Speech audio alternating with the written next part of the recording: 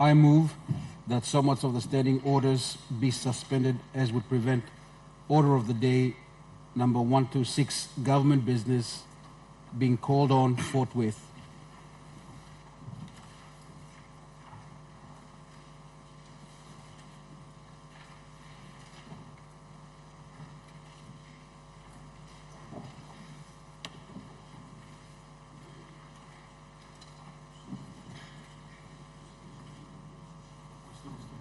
The question is that the motion be agreed to. Those in favor, say aye. Those in against, say no. The ayes have it. Clerk. Notice number 126, condolence motion, late Grand Chief, Right Honorable Sir Julius Chan, CBE, KBE, GCMG, GCL, PCMP. Motion to take note of statements, resumption of debate from 11 March.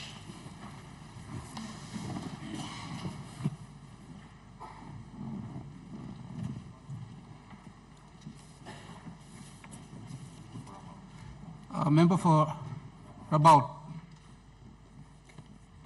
Thank you, Mr. Acting Speaker, for giving me this opportunity to pay a tribute to the late Grand Chief, Right Honorable Sir Julius Chan. Mr. Acting Speaker, born on Tanga Island in New Island Province, the late Grand Chief, Right Honorable Sir Julius Chan, CBE, KBE, GCMG, GCL, PC, MP, member for New Island Province, the National Parliament of Papua New Guinea, was predestined for greater political leadership exploits, not only in Papua New Guinea, but internationally as well. While growing up, he would spend some time in Rabaul, living and doing business, whilst at the same time using the opportunity to get to know our East New Britain political leaders, then in the likes of late Stanis Toliman, late Martin Tobadek, late Oscar Tamur, Sir John Caputin, late Melchior Tomot, late Herman Tobaining Sr., and the different political groupings and organizations such as the Mataungan Association, the Warbeta Kirung, other political grouping that were then becoming very vocal for independence in the midst of colonialism and tribalism. Late Sir Julius Chan attained political understanding with all the leaders of East New Britain province. Late Grand Chief, Right Honorable Sir Julius Chan was exposed to the politics of human governance since he was born. Politics of human governance was in his blood. He could not live without it. Parliamentary political exploits began in earnest since he entered the House of Assembly in 1968. I was doing Form 2 then in Kervet. We have heard tribute on this floor of Parliament yesterday about the years he served in the House of Assembly since 1968. Then in the National Parliament since self-government in 1973, and through to independence in 1975, and beyond, till his passing last February. During his terms in parliamentary politics, late Sir Julius Chan exuded so much political passion for the political growth and democratic maturity of Papua New Guinea and its citizens. So much so that he kept watch for suitable human resources, for advice, more especially during his 2 times tenure Prime Minister of Papua New Guinea. Many of us could see he wanted to achieve much for Papua New Guinea during the 2 times he was Prime Minister, and even when he was out of Parliament. Passionately loved Papua New Guinea and its citizens.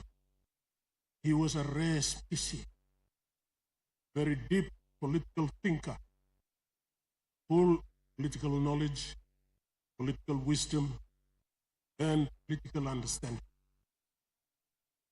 He was the economic wizard of Papua New Guinea, who introduced our monetary currencies, Kina and Koya. He was truly a rare visionary leader, wanting to take Papua New Guinea to greater heights, social, economic, and political prosperity. That's the legacy he has left us. In 2002, never mind his not being in Parliament then, late Grand Chief Right Honorable Sir Julius Chan, in pursuit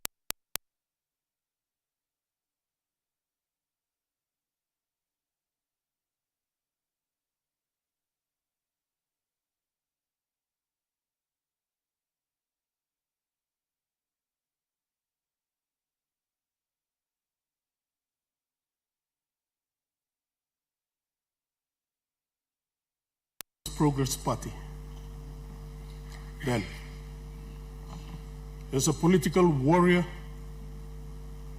as political warriors would do, he went further into discussing with then Prime Minister, late Grand Chief Sir Michael Thomas Somare,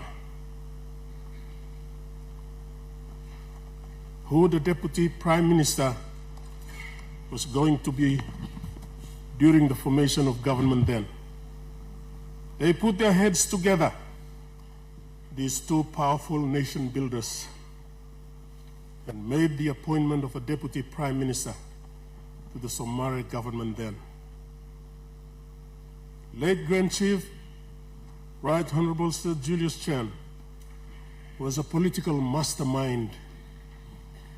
Papua New Guinea was his, and late Grand Chief Sir Michael Thomas Somare's, to build, pursuant to their noble vision of a strong nation.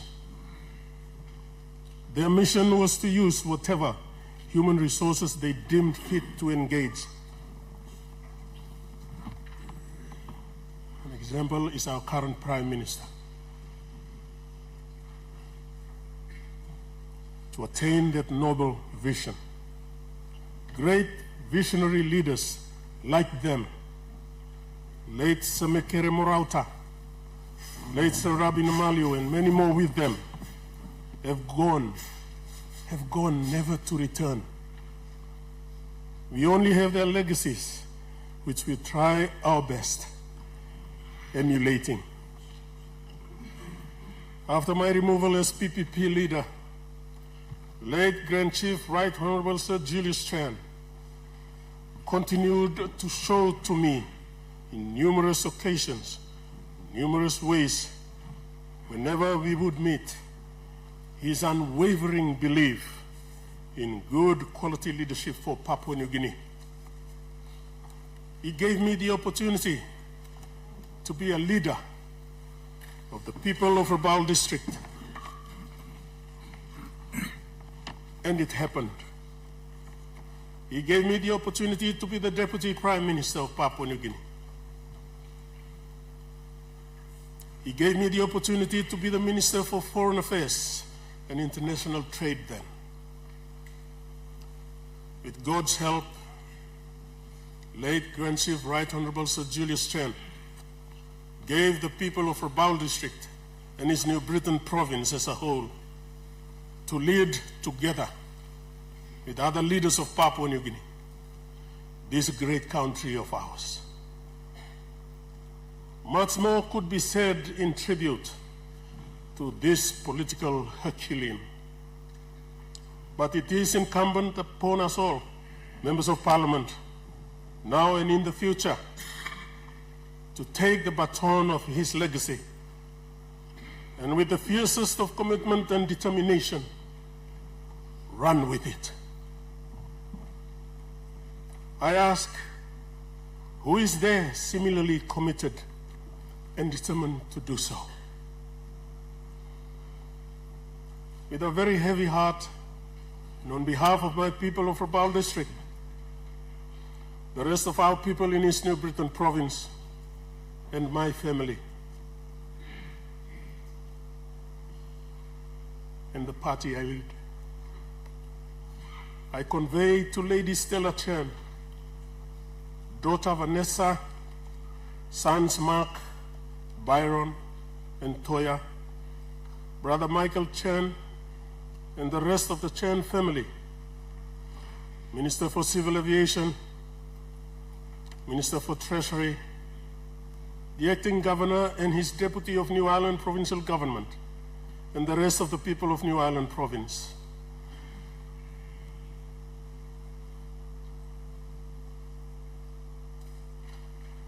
Our deepest sympathies and most sincere condolences for the inevitable passing of your late husband, dad, brother, relative, and leader. God, from his holy mind, gave late Grand Chief Right Honorable Sir Julius Chen to the womb of his mother for the purpose he has fulfilled.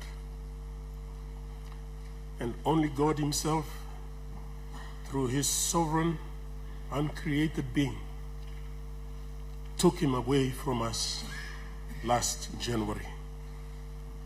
May his soul rest in eternal peace. Thank you, Mr. Acting Speaker. A regional member for Morobe.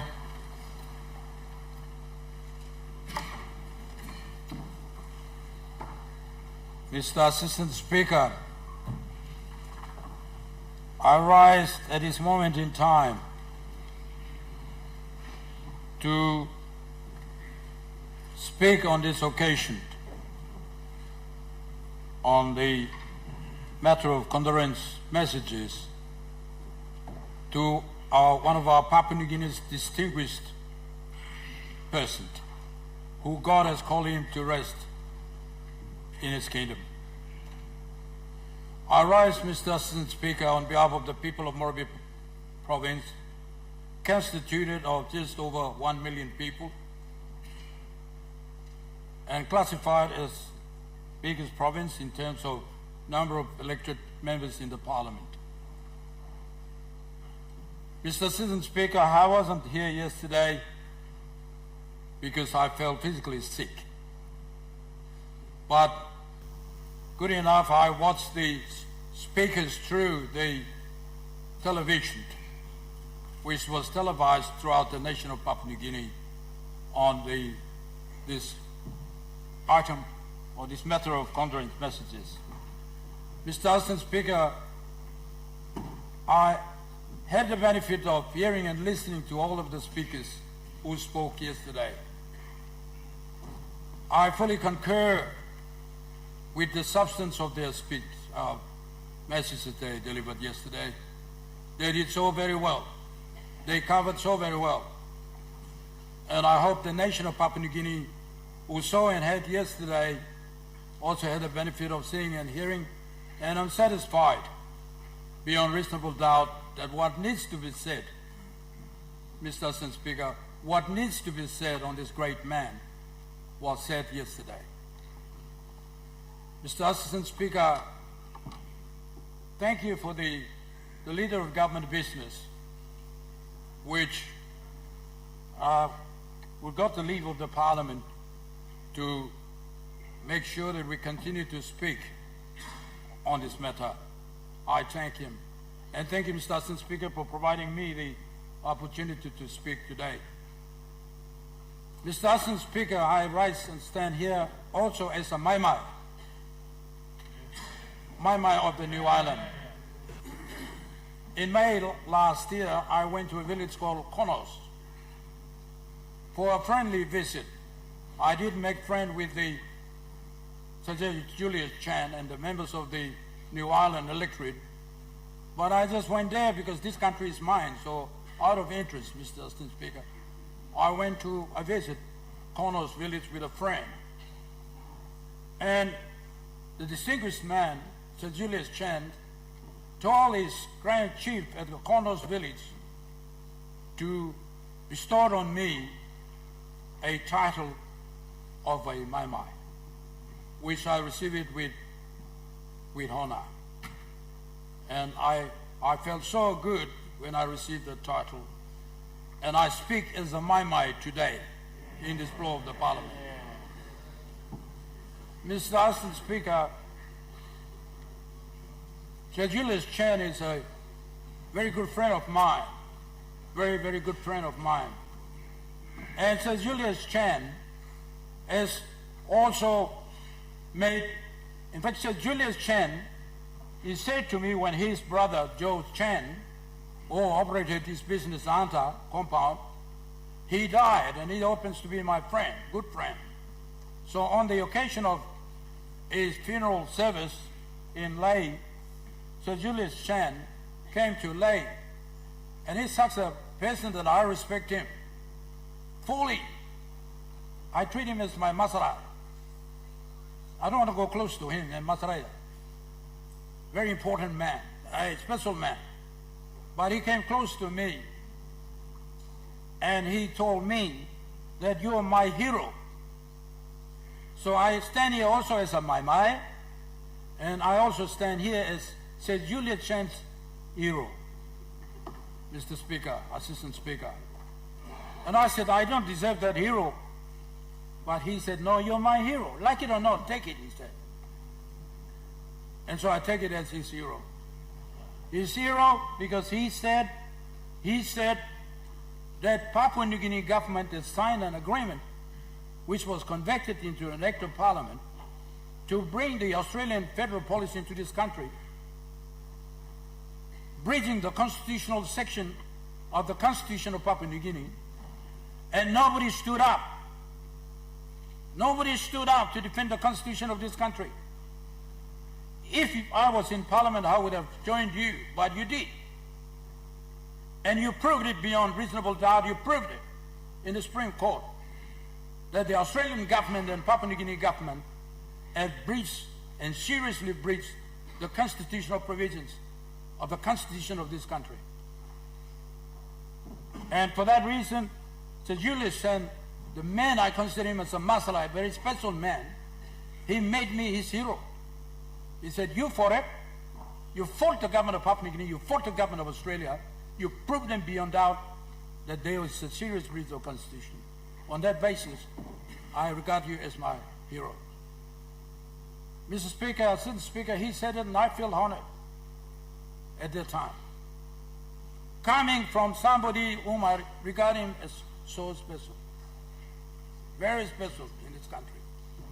God brought this man. God brought somebody, Sir Julius Chan, Eddie Olawale, Mauri Kiki, and all the other leaders, Papuan leaders, Ruben Tareka, Sete Yabo, all those people, Peter Luce, those people at the time when we were just so scared of the Europeans. We thought they were masters and they're too superior. We're not close to them. Anything that they say is right. And anything what we say must be wrong or half true. Mr. Speaker, Assistant Speaker. And they stood up. They stood up forcefully with determination to make sure that we acquire political independence of this country. They did. Nobody did it. They did, of course. There are other leaders, but they're at the forefront of our country. And they stood to make sure that we gain our political independence and we enjoy freedom now with the Constitution of this country, which is supreme law, governing everything in this country. On top of that, we have a right to the freedom enshrined to us by the Constitution of this country or by the Declaration of the United Nations. We have it. And these are the leaders. And one few in the forefront includes Sir Julius Chan. And Sir Julius Chan was the one, Mr. Assistant Speaker, Sumare appointed him. Sir Julius Chan was sitting where the member for Bulolo is sitting. Before he passed away, he told me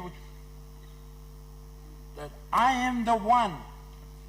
I represented Papua New Guinea in the United Nations in 1974.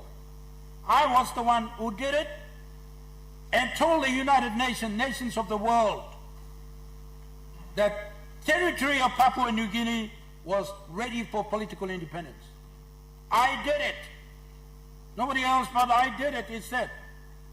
And just imagine, when we were worried we're going to get independent, there's some forces said we shouldn't get independent, some forces that we should, some sitting on the fence.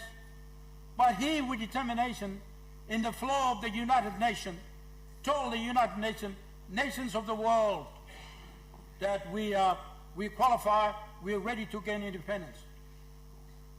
And eventually, the United Nations granted permission, and the Australian, under Gott Whitlam, gave us the political independence.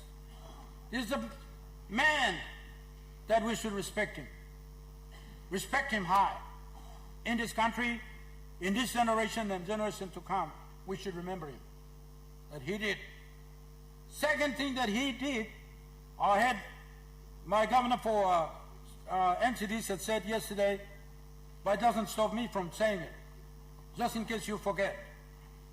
He was a leader. He stood up for Melanesian countries. He stood up. And he had the request of his brother, Melanesian brother, Walter Lennie, fighting, not him, but Jimmy Stephen, the rebel, at that time, fought with Walter Lennie, a genuine contender for Prime Minister of the new country, new nation of Vanuatu, Mr. Assistant Speaker. If he was fighting, he led the team to fight with him. And he asked the government of Papua New Guinea at that time, Sir Julius Chan was the Prime Minister at that time. Chief Somalia and the opposition, they chickened out. But the man stood. He stood. He said, he's a Melanesian brother, and he needs our help, and we support him. And the troops were sent to Vanuatu, and they fought with Jimmy Stevens' team, and they put them off. At that time, our army was formidable, very formidable. Even the Australians and New Zealand discouraged it, but one Melanesian leader stood up for a Melanesian brother. He did. And we finished off Jimmy Stevens' line, and Walter Lennie was able to form the government, the first government of Vanuatu. And today, our defense force is almost like ordinary public servant. People criticize Sir Julius Chan for bringing satellite into Bougainville. He brought satellite into Bougainville simply because our army was not formidable at that time when we sent them to Vanuatu to fight with Jimmy Stevens. That is the reason why, Mr. Assistant Speaker, he brought in satellite. And he thought that with the satellite we'll finish it off. Because the government of Sir Ravi Namaliu fight and break. They make him a rebel chicken too strong. That is why Sir Julius Chan had to bring in satellite. And nobody should criticize him. Nobody should criticize him. He said the best he could do, he did it at this moment in time. He did it. And we should respect him, Assistant Speaker, for what he did. And it is the first war we have won. First war we have won with outside of this country. First war. And there is the potential. If we should increase or build our army to a formidable force, we can win any war in this Pacific. We can help bring down any rebels in any parts of the world if the request comes to us in the manner that Walter Linney has brought to our country at the time, says Julius was the Prime Minister. So the man, he made a history for us. He was the man who spoke at the United Nations, and we get confident, the United Nations had confidence to give us the independence. He did, and he was the one, he won the first war in another soil. He won it for us, and we should respect him. He is the man. He's the man. He did so many things, as other speakers said yesterday, and I fully concur with them. What needs to be said was said. We should respect him. Respect him. And with this, we must stand up. If there's anything that we need to do to defend this country, to defend the interests of this country, we must do it, like he did. He's a man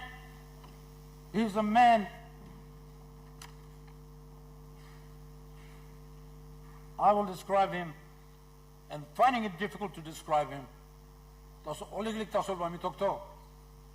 and God will bring him in. God through and bring him in. Want them all leaders, ask them yarim regional member long East New Britain, Mr. Tobani, he passed away. He was one of the strong Tolai leader at that time. Very forceful Tolai leader. They're fighting for the rights of the people of Tola. And he also supported them. Long course, long old. They didn't succeed in Matangan Association cause, but they came together to form the government. They came together. The Bougainvilleans, Matangan Association, and Simon Kaumi and his team at Oro, they're fighting. But Julius Chan, Chief Somare and the others, they want the unity of this country. Country must come together. They made sure we came together and we acquired our political independence in 1975. And so those leaders should be respected and fully respected at this point in time. Mina I plan to talk to Tasol, me can talk to them, and we want to leader, give me by must respect him, long, when I'm good to something and make him. Thank you, Larimli.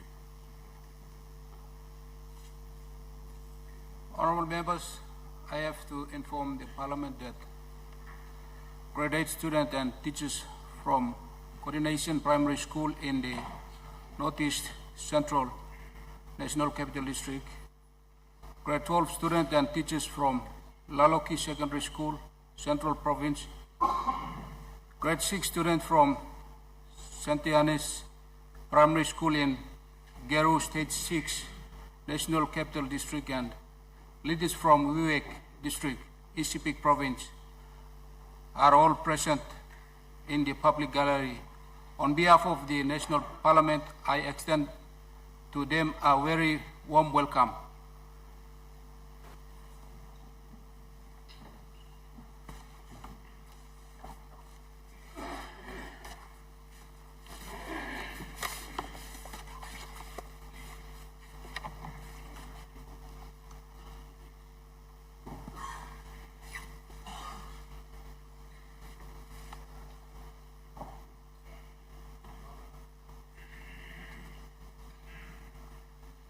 Member for Kerawagi.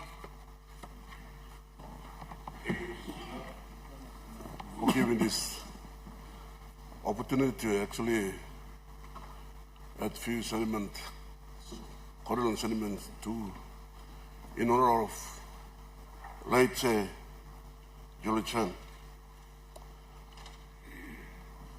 Mr. Speaker, on behalf of the people of Kerawagi and Shimbu, I rise today to acknowledge and honor the great founding fathers of our nation, who through their unwavering dedication, vision, and leadership paved way for the birth of Papua New Guinea as a free and sovereign nation, our forefathers, and we should continue to be a country of opportunity, peace, and prosperity for all.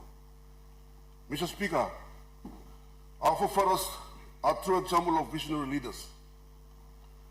Through their unwavering dedication, courage, and wisdom, worked tirelessly to secure the independence and sovereignty that we are now privileged to enjoy today. Their sacrifice, determination, and collective vision for a unified and free nation laid the foundation for Papua New Guinea we know and love today. Mr. Speaker, as I speak today, Papua New Guinea stands as a testament to the strength of leadership and governance in the face of immense diversity, with over 800 languages and countless cultures spread across the highland. Our nation has woven together a tapestry of identities and traditions, unified by the shared visions of a prosperous and peaceful country. I treasure and value our forefathers' wisdom, commitment, and dedication for this nation. Lead us. What will be our footprint for our future generation? Just the same way we acknowledge and appreciate our forefathers, their leadership. Mr. Speaker, the leadership that has guided us through this journey from the time of our forefathers to the present has been instrumental in fostering a sense of unity in our diversity. Despite our differences in languages, culture, and customs, our forefathers have embraced the spirit of one nation, one people, one country. A powerful reminder that our strength lies in our collective will to build a unified, vibrant nation.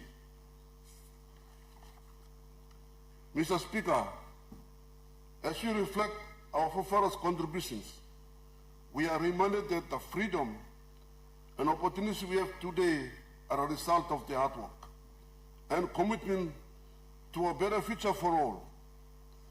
The legacy of our forefathers may continue to inspire us, guide our nation forward with the same sense of unity, pride, and purpose.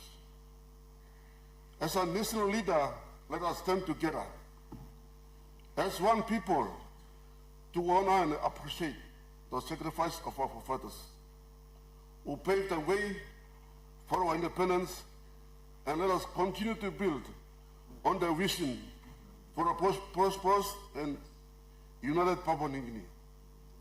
Mr. Speaker, the dreams of our forefathers to be unified, prosperous, and independent nation should continue to guide us as we honor their memory.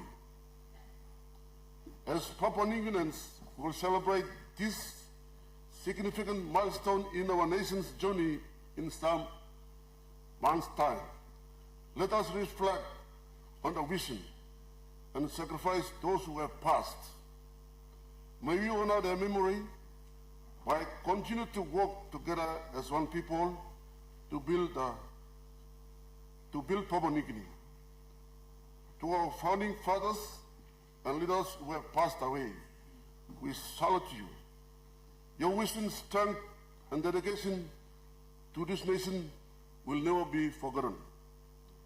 I hereby acknowledge late Sir Michael Thomas Samurai, father of the nation, late Kono Manak Akaundo, late Sir John Gais, late Yamboga Hook, late Sir Peter Luce, late Sir John Cobiton, late Matthias Tolman, late Paul Lapun, late Boimo Sali, late Thomas Cavalli, late John Poi, late Orokiki, late Edia Holowale, just to name the few. On behalf of the people of Kerawagi, I wish to express our deepest condolence on the passing of Sir Julius on the 30th of January 2025. A true statement, one of the Papua New Guinean most significant leader. Sir Julius' contribution to our nation through his leadership, vision, and dedication to the development of Papua New Guinea have left an indelible mark on our history. His work in saving the political and economic landscape of our country has had a lasting impact. And he will be remembered as a pioneer of our independence and progress. As this time of sorrow, we the people of Kerawagi stand with his family, friends, and all those who are touched by his leadership and kindness. We mourn his loss, but we also celebrate his legacy, which will continue to guide and inspire future generations. May Saint Julius rest in peace, and may his family find comfort in the outpouring of love and respect from the people of Papua New Guinea. Mr. Speaker, I rise today not only to honor the founding fathers and national leaders of Papua New Guinea who passed away, but also to acknowledge and express our deepest respect to their families as well. While we celebrate the immense contribution these leaders have made in saving our nation, we recognize the sacrifice made by their families. These individuals salute their loved ones to time and great achieve. Dedication and service to our country. Their losses is felt, and not only in the nation, also within the hearts of the families who stood by these guerrillas through their journeys. To the families of our founding fathers and national leaders, we offer our heartfelt gratitude. Your loved ones' legacy lives on through you, and their contribution continue to save the future of Papua New Guinea. We acknowledge the pain of your loss, and we stood with you, remembering the unwavering commitment to the nation. May you find strength and comfort in knowing that the work and sacrifice you have loved once have left an enduring impact on the nation. We will continue to honor them and uphold the values they instill in our country as we towards our future that reflects the vision they set forth. To the families, we offer our deepest condolence, our appreciation, and our unwavering support.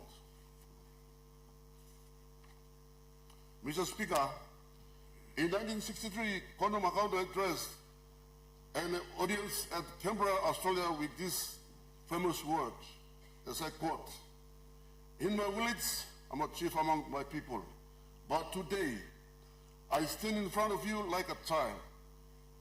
And when I try to speak in your language, you laugh at my words. But tomorrow, my sons will come to you and he will talk to you in your language. And this time around, you will not laugh at him." Mr. Speaker, also when late Grand Chief Sir Samarai was questioned by the white men or colonizers, to build a nation, you need lawyers, doctors, teachers, accountants, engineers, and so forth. You don't have them.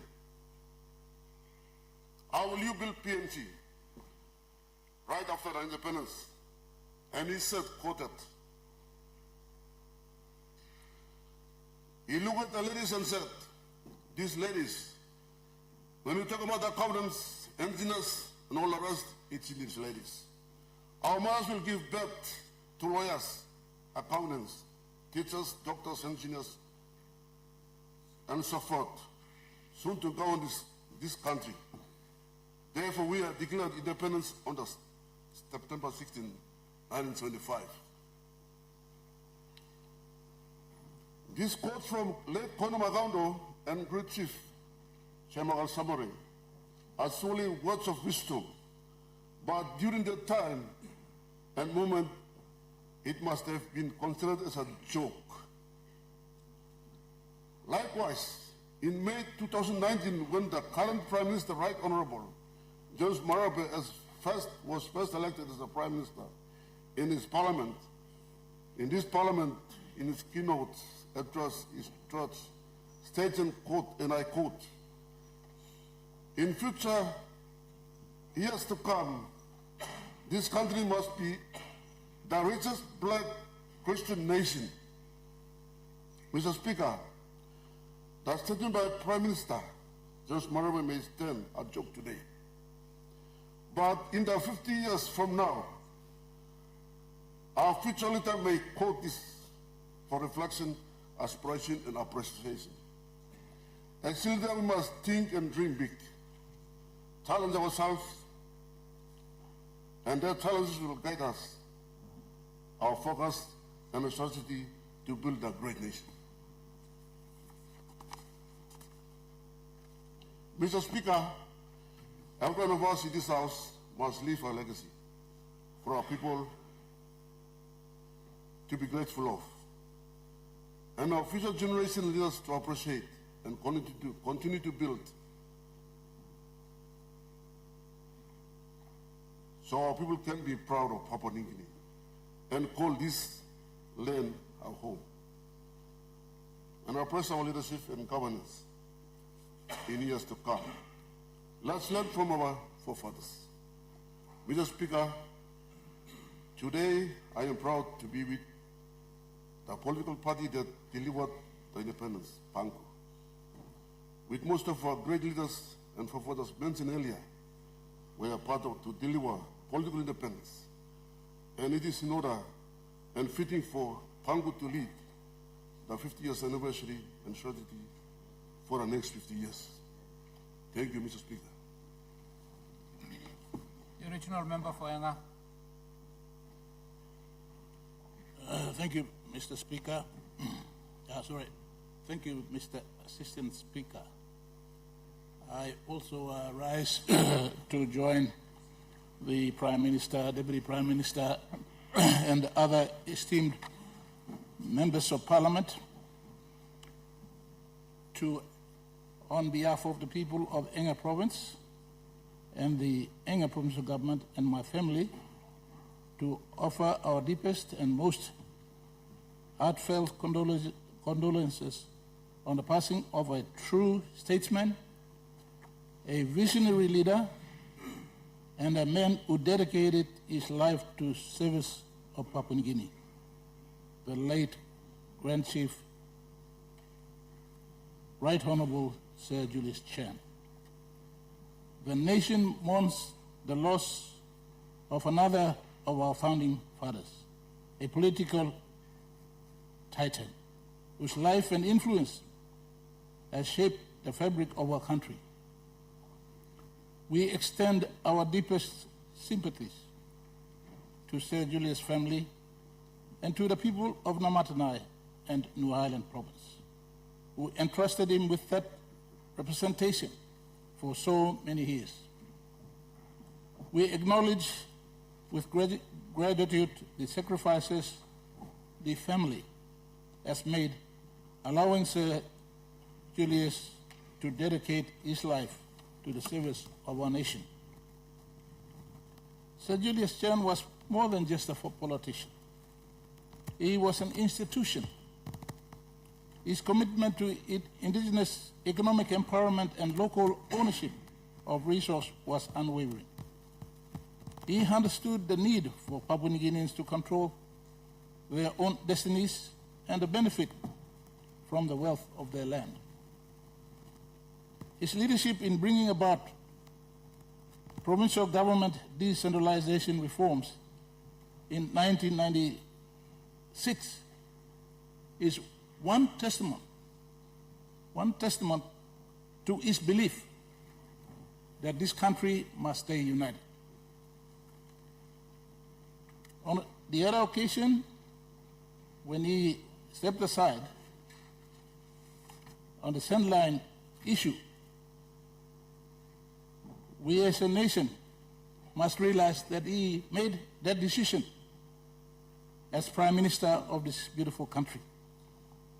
And as Prime Minister, he had to make a decision for the interest of Papua New Guinea.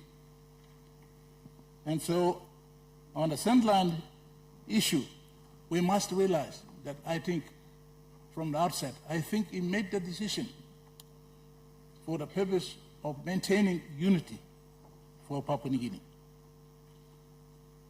I recall with sincere appreciation Sir Julius' vital support to me and the Enga provincial government in 1996 during a period of significant instability in Enga province.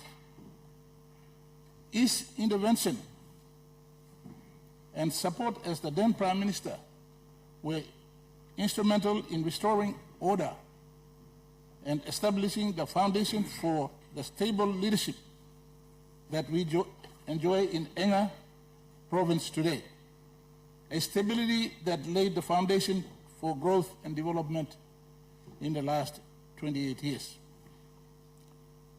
Mr. Assistant Speaker, Sir Julius' leadership was not without challenges.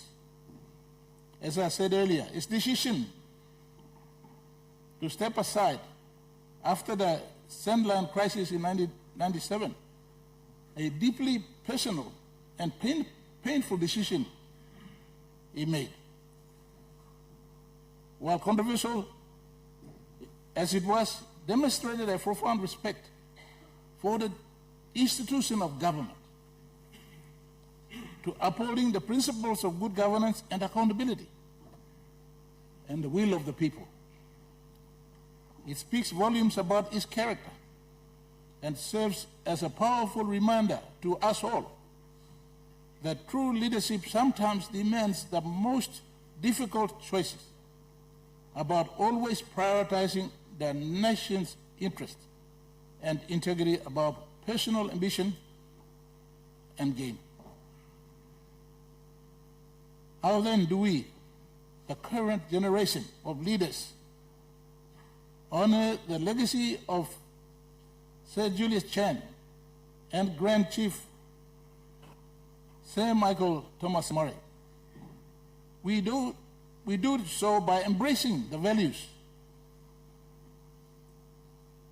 of each champion. We embrace the values he championed: integrity, accountability, and a deep respect for the institutions and laws that govern our nation. We must follow example and strive to build a stronger, more prosperous, and more united Papua New Guinea. Let his life and example inspire us to be better leaders, better citizens, and better stewards of this great nation. Let us rededicate ourselves to building a Papua New Guinea that reflects the vision and the dedication of Sir Julius and our great leaders that have gone before us.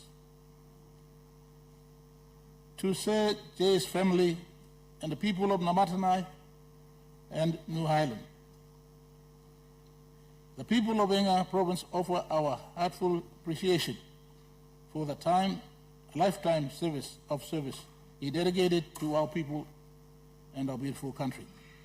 Thank you for sharing him with us. Your loss is our loss, and we stand with you in honoring his life and legacy. May his soul rest in peace. Thank you, Mr. Assistant Speaker. Honourable members, I'd say I like correct him on blow. Watching said long, speech long. Honourable Member Blom. Kerouaki, Osama, John, late John Captive. Captive, John Captive. Staff. So, correct him this lamp. Thank you, Honourable Regional Member for Southern Islands. Thank you, Mr. Speaker. Like Johnny Mall colleagues for me, now pass him condolence on behalf of the people of Southern Highlands. It is indeed with great sadness and grief on behalf of my people of Southern Highlands, which include the people of Nipokurubu, Mendi Munhiu, Imbongu, Kagurave, and Yelubu Pangia, whose members of parliament are present here, that I stand to convey to the people of Papua New Guinea, the people of New Ireland, represented by the Honorable Ian Lynn Stuckey, and Honorable Walter Snobel, the people of Namatanai, to our mother, Lady Stella Chen, and to the children, Vanessa, Brian, Mark, Toya, our deepest, sincere condolences on the passing of our late father, Sir Julius Chen, Governor of New Ireland Province. Mr. Assistant Speaker, at this time, it would not sound good if I don't acknowledge my leaders who have accompanied the late Sir Julius Chen in his capacity as leader of this country, and some of them still living in the Southern Highlands Province, particularly my father, Sir Yano Bello, who was then Minister for Works under the Prime Ministership of late Sir Julius Chen, who Sir Yano Bello, member for Kagua River then, joined him and his government as Minister for Works. Late Premier and Governor, and my father, the late Dick Mone, who was very close associate and PPP leader in the Southern Highlands Province. The late Anderson Aguirre, who also played close relationship with the late Sir Julius Chen. Former member for Nipokurubu, Robert Kobal, who still lives, PPP member, senior statesman from my province, one-time Deputy Prime Minister, Michael Nally, whom Sir Julius raised him, trained him as a member of parliament and to the rank of Deputy Prime Minister in this country. Also, amongst us, the member for Imbongu and our senior from Southern Highlands, the Honorable Pila Ninigi, Minister for Attorney General, ran into the election several times in the assistance of Sir Julius Chen, then leader of PPP. You have the Honorable Peter O'Neill, who also gained from the support of Sir Julius Chen, member for Yelubu Pangia, former Prime Minister who spoke yesterday and sitting here in chamber. And you also have other leaders from Southern Highlands at one time, had the 9 seats then. Before the separation of Hela and Southern Highlands, had 9 seats, all majority of them were occupied by PPP through Sir Julius' close relationship with the province and the leadership on the ground. And you have current Prime Minister sitting here, a legacy of Sir Julius Chen as the Prime Minister of Honorable James Marape. So Sir Julius, as far as the province is concerned, played a significant role in establishing that closeness and friendship, and I do acknowledge in this chamber during this time. On the national scale, Mr. Acting Speaker, Sir Julius, like the late Grand Chief, Sir Michael Somalia, are pioneer pillars of the constitution of the independent state of Papua New Guinea. And the institutions of government we have now, the court system, the legislature, and the public service system that provides the foundation of our country we live in. That's a great legacy of a great man with foresight, vision. Mr. Acting Speaker, Sir Julius is the father of the Kina and Toya, the PNG currency and the financial institutions of this country, and all the other important things the late Sir Julius contributed to the country, and I commend the speakers who have spoken on this. He is a great leader. On the national scale, what do we learn as a country from these great leaders? And I've picked several of them. Nation's interest prevails over other interests in the NEC decision-making process.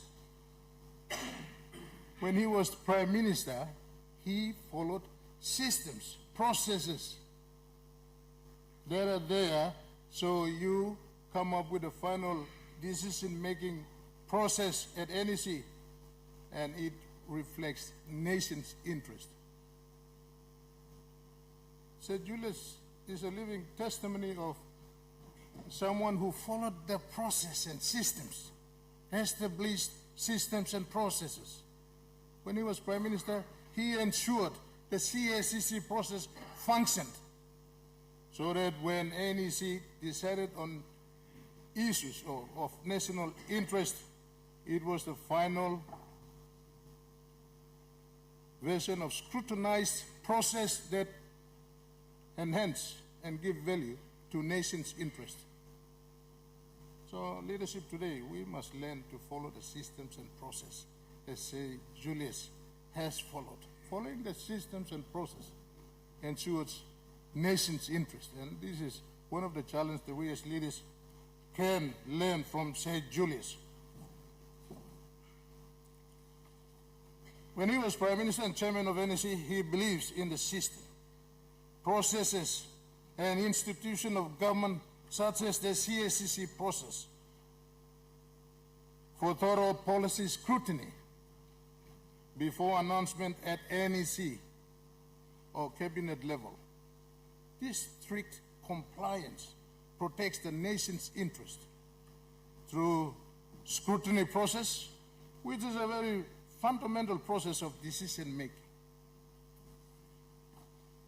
As leaders like Sir Julius, we must follow the process, simple process that matters to safeguard nation's interest.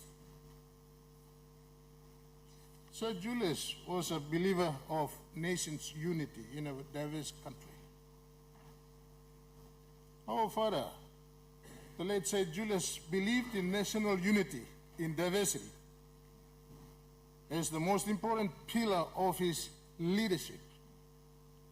Unity of this country where there is diversity in districts, communities, villages, provinces, and sub-national governments, interest competes with increasing demands from our peoples. Real leaders stand to foster national unity. If Sir Julius, last man standing, passes on, the challenge to our leadership during our generation must command the respect from our people. This is a very important thing. I tend to realize that we are just verbally preaching national unity. Where is the values and cultures that enshrine the values of Papua New Guinea's unity?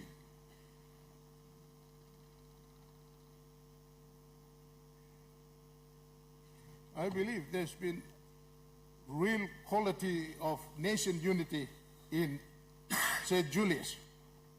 Real leaders command the respect of the entire breadth and length of this country, and you stand for national unity over ethnic and parochial interests. Our people are there watching.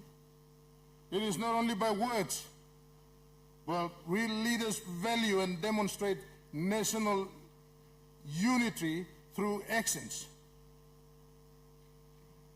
Sir Julius commanded national leadership. Sir Julius believes in decentralization process of governance and people's empowerment. This is a fundamental process. Empower the people to let them set destiny. Sir Julius believes in decentralization as a process of empowering the people to participate in government decision-making process to determine their future.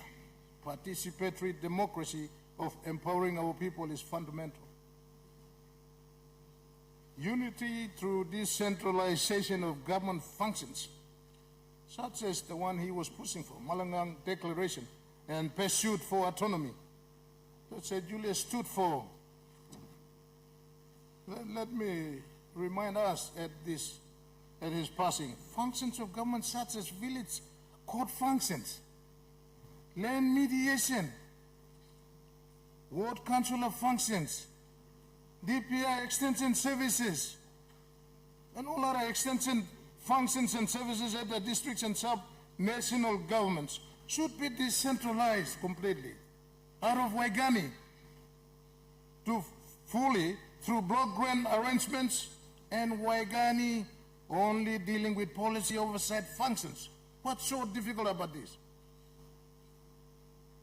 Waigani should, over these 50 years, do only supervision, audit, inspections to effectively scrutinize and deliver these services without congestions, a lot of bottlenecks that we are currently faced with, thereby running around in vicious circles, all in the name of service delivery over the last 50 years.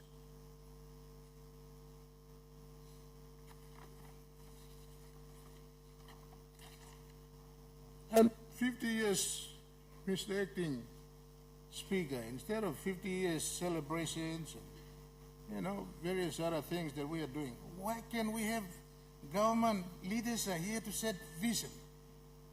In memory of Sir Julius, why can't the government set 50-year or 100-year vision and give it to our people as that is the development chart we will follow? The Vision 2050, we are in midterm, I beg your pardon. We are in 2025 now, and I think our responsibility and fundamental duty of leaders is to set the vision. Sir Julius set the vision to bring us this far. It is incumbent on us to set a 100-year vision and set the course of development path for this country. At the back of a review of the 2050 vision, cascading it into the medium term that is reflected in the budget in terms of the medium term development plan, and set the course and give the country hope for a 100-year vision. And this is the way we should travel as Papua New Guinea. There would be a fitting 50-year anniversary had he lived, continued to live. Would be an ideal thing for the country to do.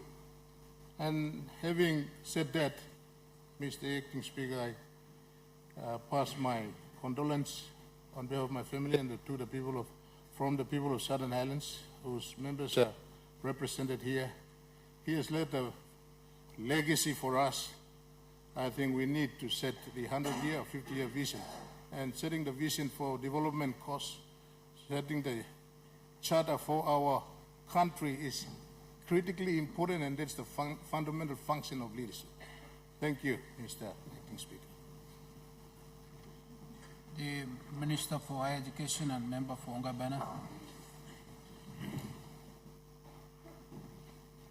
Thank you, Mr. Speaker. Mr. Speaker, it is a profound honor for me, on behalf of my wife, my children, the people of Ongabena, the higher education sector, and of course the sports sector, to stand before this Parliament to pay tribute to one of Papua New Guinea's most distinguished statesmen, the late Sir Julius Chen.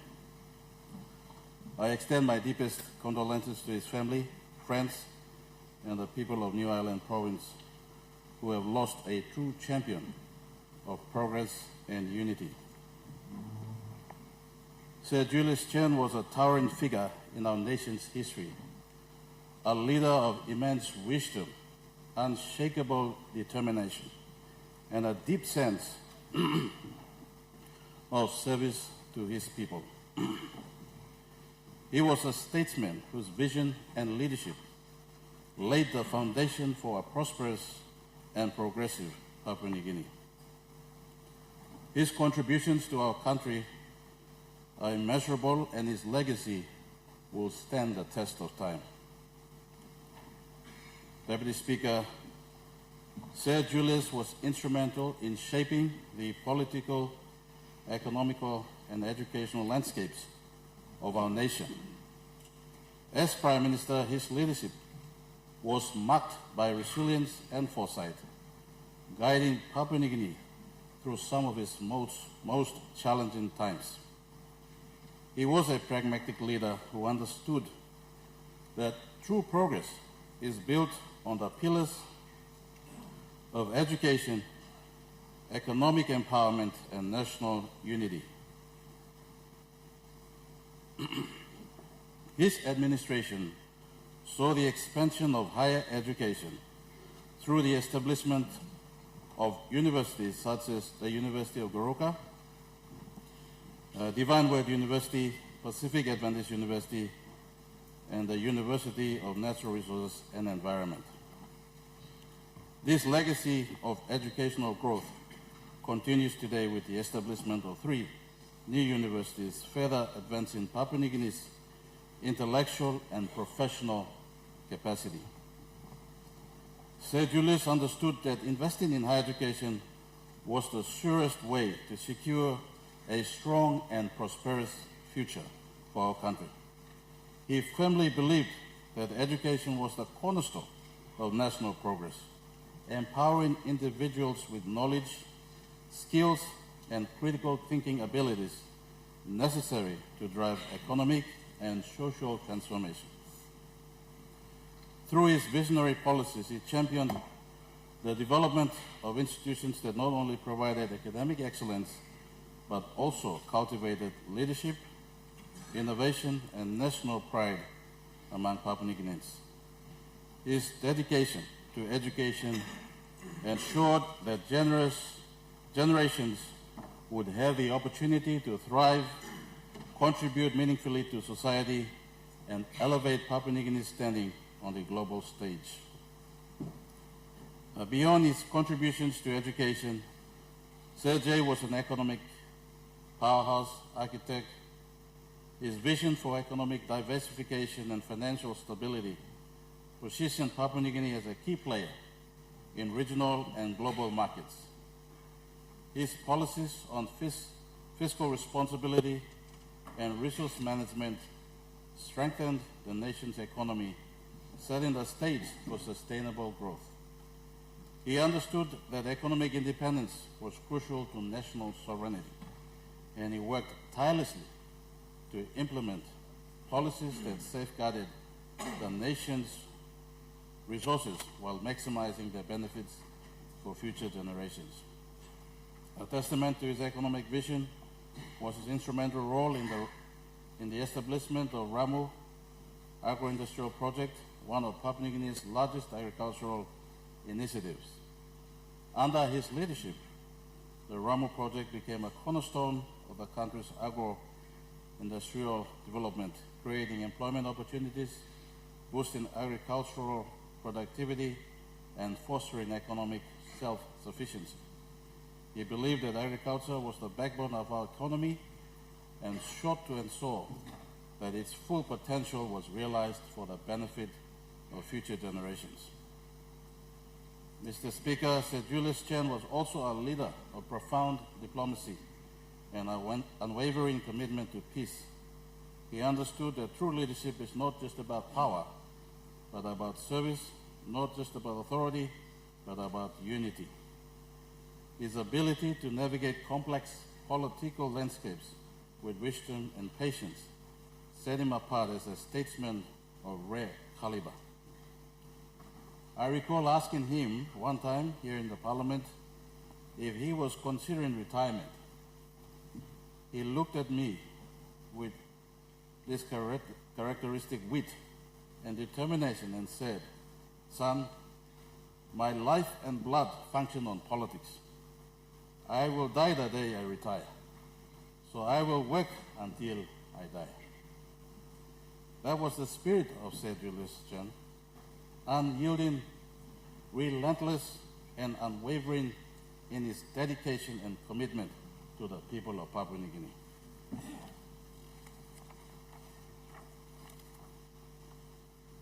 Sir Julius once said, "Leadership is not about winning or losing. It is about making decisions in the best interest of the people, even when those decisions are difficult." This philosophy was the cornerstone of his governance, guiding his every action with an unshakable commitment to national progress. Mr. Speaker, as we reflect on his remarkable life, we are reminded of the words of John C. Maxwell, one of the greatest leadership experts. A leader is one who knows the way, goes the way, and shows the way.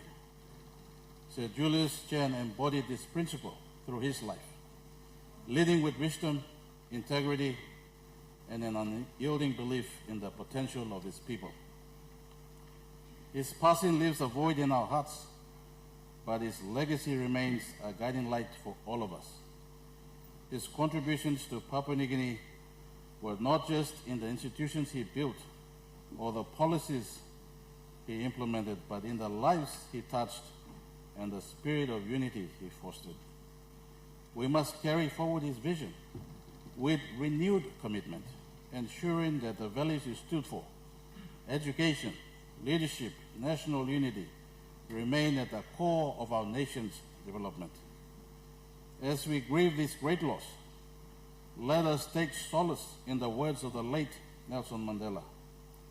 What counts in life is not the mere fact that we have lived. It is what difference we have made to the lives of others that will determine the significance of the life we lead. Mr. Speaker, in this solemn moment, let us honor his memory by rededicating ourselves, committing ourselves to the ideals he championed. Let us work together to build a Papua New Guinea that is united, educated, and prosperous, a nation where every citizen has the opportunity to achieve their fullest potential. As we mourn his departure, we also celebrate a life well lived, a life dedicated to the service of Papua New Guinea. We take solace and comfort in the timeless words of the scripture, Psalms 34 verse 18, "The Lord is close to the brokenhearted and saves those who are crushed in spirit." Matthew 5 verse 4, "Blessed are those who mourn, for they shall be comforted." Sir Julius Chen was more than a leader. He was an architect of progress, a guardian of democracy, and a beacon of hope for our people. With a heart devoted to service, he guided Papua New Guineans through defining moments in our history, standing firm in his commitment to national unity, economic empowerment, and the pursuit of a brighter future for all. Though we grieve, let us not despair. Instead, let us be strengthened by his legacy. Let us carry forward his vision with an unwavering resolve, embracing the values of integrity, service, and nation building that he had so passionately. May his passing remind us that true leadership is measured not in years, but in the impact that it leaves on people's life and lives. May God's grace bring comfort to his family, the people of New Ireland, and the entire nation. Rest in peace, Sir Julius Chen. May your legacy never fade. Your spirit will guide us and guide this nation. Thank you.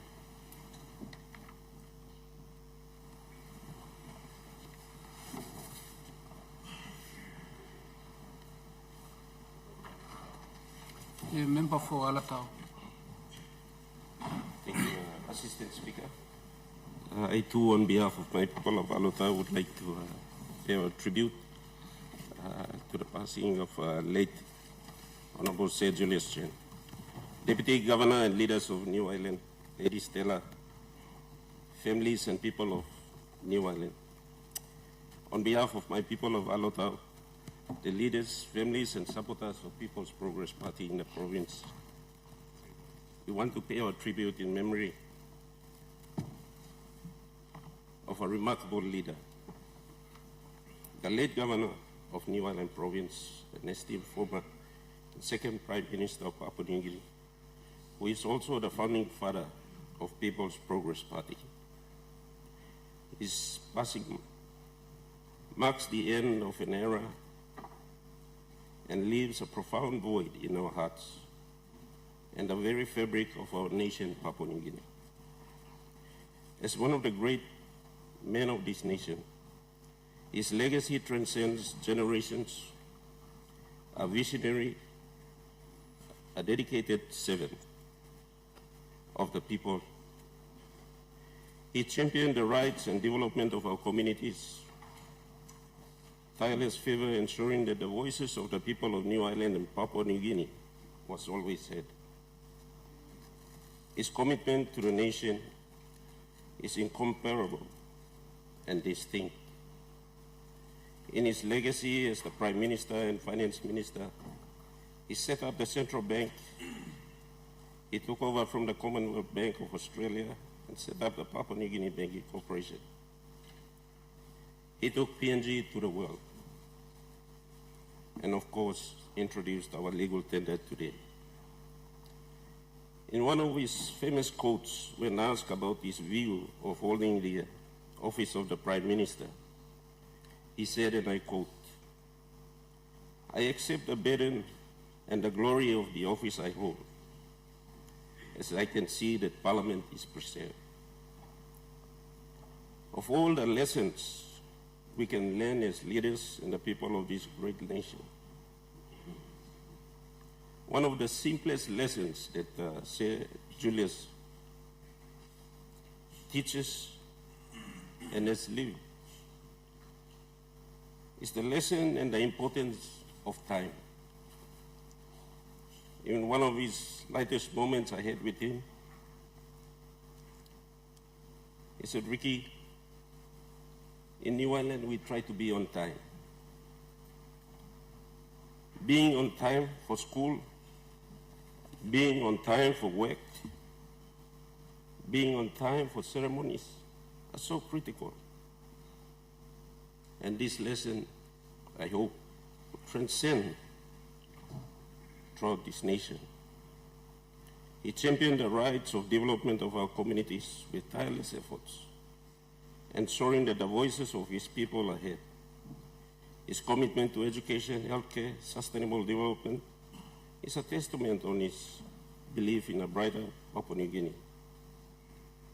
He fostered a spirit of collaboration, uniting our diverse communities under the banner of progress, by inspiring countless individuals to dream bigger. He instilled a sense of hope and resilience that will resonate for years to come. His emphasis on unity and respect has left an inedible mark on our nation's effort for progress. As we reflect on his life and invaluable contributions, let us honor his memory of continuing vital work that he has begun in building a brighter future for New Ireland and the people of Papua New Guinea. His legacy also extended to Milne Bay Province, where he also mentored some of our sons and daughters into politics under his leadership. May his spirit also guide us as we carry forward his vision of hope and the development, ensuring that the light he ignited in our hearts will continue to shine.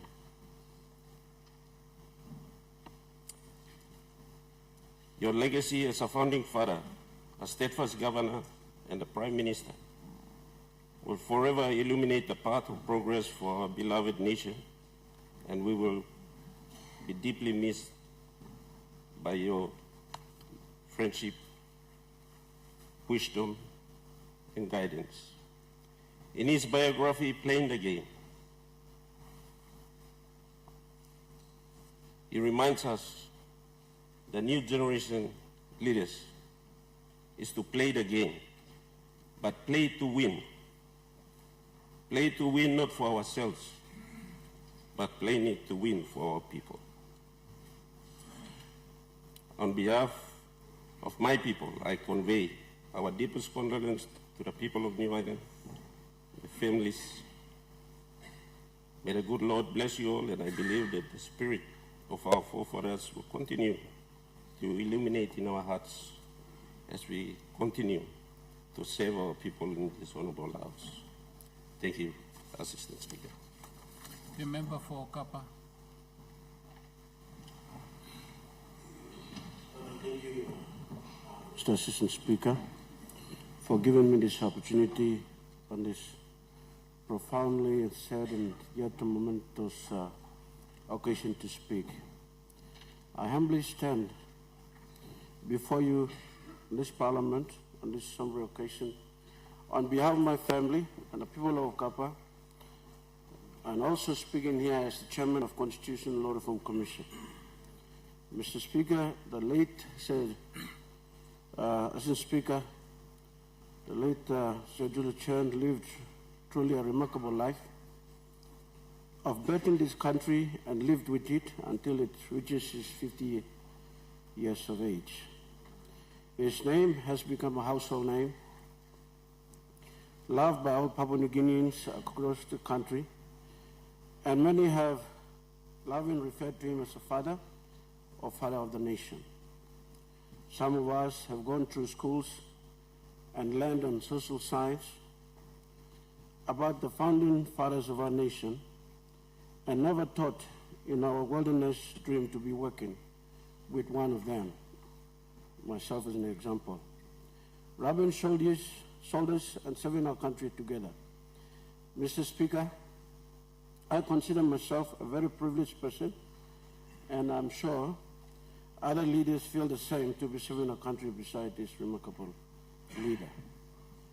Whether he is serving on the government side or the House of the Opposition, all members of Parliament and ministers continue to look up to Sir Julius for his words of wisdom, accept his counsel with humility and respect. Mr. Assistant Speaker, the late Sir Julius is truly a man of principle who lived his life the fullest. He and his comrade had a vision to see that this country continues thrive politically and economically in order to achieve that the country must work towards unity.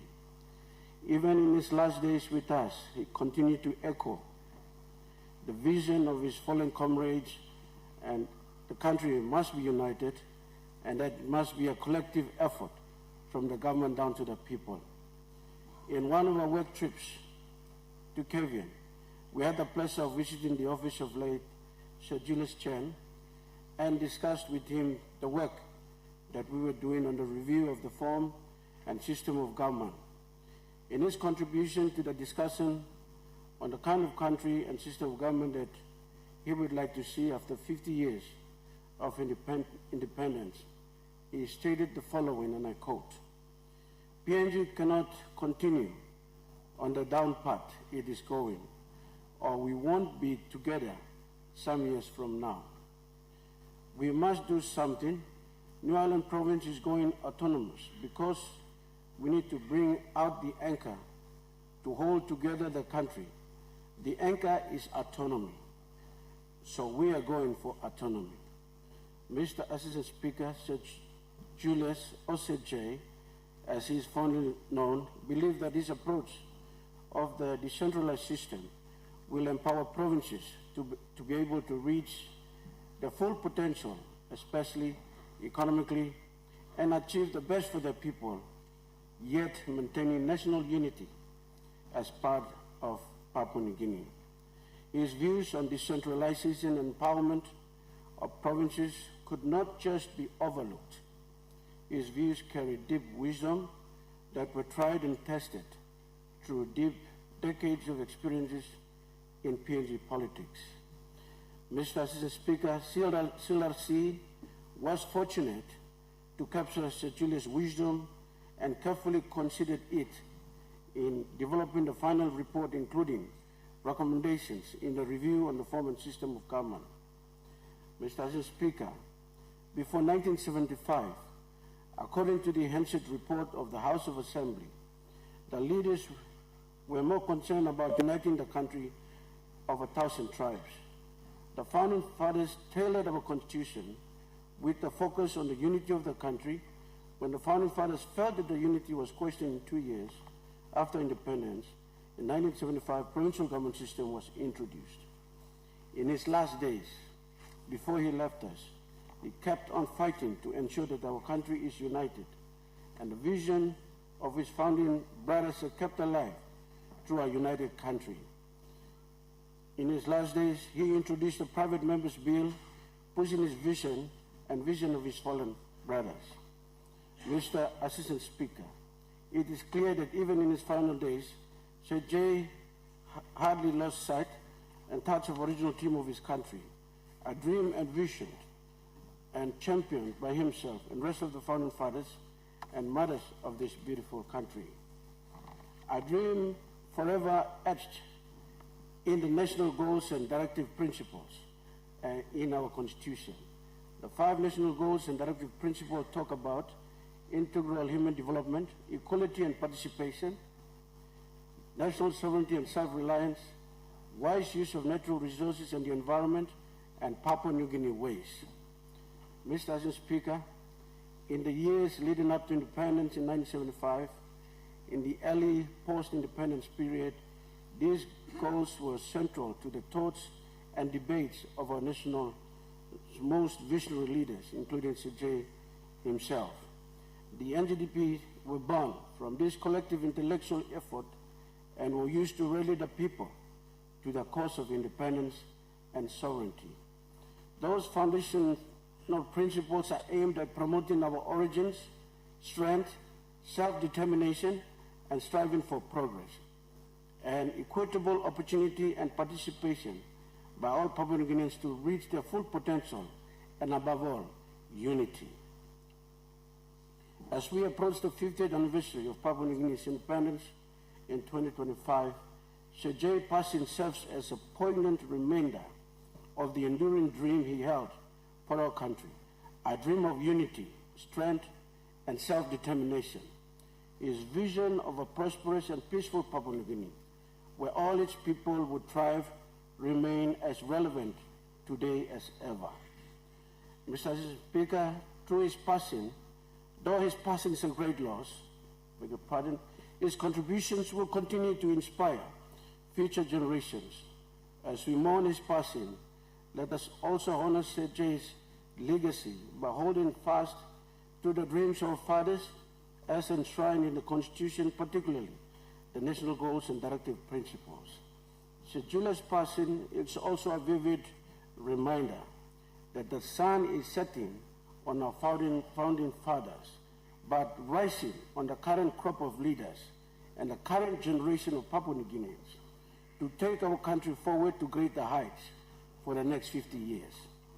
Sir Julius and his comrades have done what they could to bring this country thus far. The onus is now on us to keep this dream for our people alive. Mr. Assistant Speaker, on behalf of the commissioners of the CLRC, the Secretary, management and staff, and my family, the people of Kapa District, we are eternally grateful to the immediate family and relatives of people of New Ireland, Sir Julius, and the dedication to our country which he helped to shape. I also, Mr. Speaker, to take this time to thank Sir J under his leadership. The former member for Kapa is still alive. He has served under him and under various different ministries. Thank you, Sir J. I also offer our deepest condolence to wife Lady Stella, the children Vanessa, Mark Toya, and Byron, the former member for Namatanai, the grandchildren, and the people of New Ireland. As we grieve with you, we share the loss as we honor this remarkable great leader of ours. Thank you, and farewell, Sir J. Honourable Member for Kandip.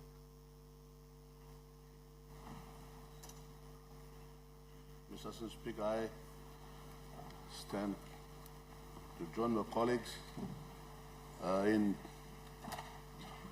saying a few words of tribute to the passing of the late Sir Julius Chen. We, the people of Kandip, and with the Pompole family, send our heartfelt condolences and sympathies to Lady Stella, the children of the late Sir Jay, Byron Chen, Mark Chen, the other siblings. We are deeply saddened that they've lost their father, and our positive energy and prayer are with them. Mr. Assistant Speaker, I also would like to recognize in passing our sympathies to the leaders of the cultural belief systems in the New Ireland province, the leaders of Malagan belief system, the Kabai culture leaders, the TVWAN culture leaders, and the others, because I have visited their province and I personally interacted with them at several occasions, and we have a talk on various issues, and we send our deepest sympathies to these leaders. And to the people of New Ireland province and the public servants and the others that work there in support to the administration leadership of the late leader.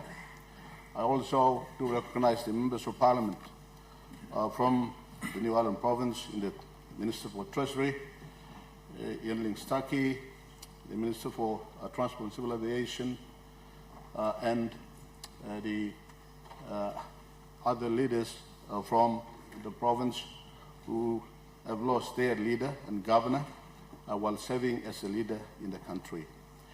Mr. Assistant Speaker, I'd like to also at this juncture give an apology because I know that Sir Julius' spirit is here, that day I believe that the body goes down to where it came from, but the spirit goes back to where it came from, but the spirit knows it, and I would like to apologize to him and the people of New Ireland that when they made me become one of the Mai-Mais, they asked me if I could approve a university that the provincial government had endorsed and sent to the Ministry of Higher Education. And I'm happy my colleague member, the current ministers, talk about the contribution that the late governor and leader did in that sector. And I apologize because I couldn't get that approved quickly while I was in the process of consultation and didn't deliver that. For this, I apologize to the late Sir Jay and the people who supported the program. Mr. Assistant Speaker, I also do share the sentiments expressed by other members like the member for Karawagi, the member Rabaul, when they express the recognition and honor to the pioneer leaders, the comrades who did rise up as leaders at the colonial period. And they stood tall to bring this country to independence. The most common figure that Mr. Assistant Speaker we think of is the Grand Chief Michael Thomas Somare as the founding father of this nation. But if you look at the history, you'll also realize that the other people who really partnered in the decolonization program leading Papua New Guinea to independence, and the late Sir Julius Chen was one of those people who played a profound role to doing that. And Mr. Speaker, I am one of those people who went to school in 1975, started my education career in that year, the same year that Papua New Guinea became independent. And there are many leaders, as expressed by my colleagues, who pioneered the leadership of political or the modern Papua New Guinea leadership to go forward, because they were traditional leaders on the ground. Leadership never started in 1975. The modern leadership, political leadership, Westminster type of leadership started then. And as a student, some names came out very strong, and I, like one of the speakers, the honorable leaders have said, those names became very strong in our social science and the class, the history and all those lessons that we were taught. And there are 4 leaders that came up very strongly. The 2 that came about very strongly, one was the late Sir Julius Chen, the other was the late Sir Michael Thomas Sumare, and the other is the late Sir Te Abel. And there's another gentleman, Sir Madas Toleman. And I'm also honored to sit next to a son of one of the leaders that I also put my ear to, that was the senior airman to mining. Those are some of the leaders there. And if you look at these 3, you realize that Sir Te Abel led the faction of the Highlands team, supported by the plantation owners and so forth, did not want independence. Sumare with the United Nations supporting the decolonization at the United Nations or League of Nations level at that time, were pushing for Papua New Guinea to become independent, and the grandson Sir Michael Thomas Sumare then pushed for independence, but then there was a lack of number. Because the Highlands faction said, look, the interland is not developed yet. But then the grandson Sumare said, look, we will develop it, let's gain independence. And the number was not there to support the grandson Sir Michael Thomas call. And that was the critical moment. And the Sir Madas Toleman, I'm also glad that some of his descendants are working with us. The first legislative council is I think, grandchild of Sir Madas Toleman. And he was the leader of the United Party who opposed independence also. But then he passed on in 1974, around there about. So, Mr. Speaker, what happened is then Sir Julius Chen and the New Guinea Highlands team with him. Although the Eastern Britain team were with the Sir Madas Toleman, the rest of the other New Guinea Highlands group and the Mamasa joined up with Sir Julius Chen to support grandson Sir Michael Thomas Sumare to decolonize Papua New Guinea in consistency to the policy driven by the United Nations and to make Papua New Guinea become a self-determined country. And therefore, that's what happened when Sir Julius supported Sir Michael Thomas Sumare, gave him the numbers, and therefore Sir Michael then becomes the Prime Minister. At the time he was Mr. Michael Thomas Sumare, and Mr. Sir Julius Chen supported him, and therefore Sumare becomes the first Prime Minister, and supported by Sir Jay. So we talk about founding fathers, you'll find the men, this man we're talking about is not just any leader, he's rare. I agree with the comment made by the member of Baul, Dr. Alan Marat, that we are talking about a rare piece of leadership, and I agree with that, by every aspect of it. Not just him, but those pioneers who really did bring independence to Papua New Guinea. They're very rare people. And I'm glad that I'm one of those amongst all of you that has lived to, in fact, talk with these leaders and interacted with them, and Sir Julius was one of them. And man, I tell you, you just talk to him and he says a few words, and there's the fountain of wisdom coming from him, and you learn as much. So at that 1975 school, Hates a Child, where I went to school in a school called Koroki, further inside the Kuli in Juwaka now, and I learned about these powerful leaders. And that was the first glimpse of these great men, this peculiar, very rare kind of a modern Papua New Guinea leader, amongst a few in the late, the grandson Julius Chen. And second time my interaction with him was in 1977, so in 1997 rather, 1997, when he came to Cardiff with the former member for Cardiff then, Jimson South. And they were opening the TVWAN High School, and I happened to be there. I don't know what I was doing. I was wondering here about. I probably contested in 1992 as a candidate for the congressional seat. And I was there when he came and spoke. And the man that I had heard about him when I was at school. Now I'm working as a civil engineer and doing some roads and all that there, and he's speaking to us in my electorate, in my district, talking to us about things. And I was very, very curious to hear him the kind of person he is. He can speak, you know, when people talk, you can see them, you can hear them, what they say, and what is inside them comes out. And I tell you, since Speaker, it was mesmerizing. He said things.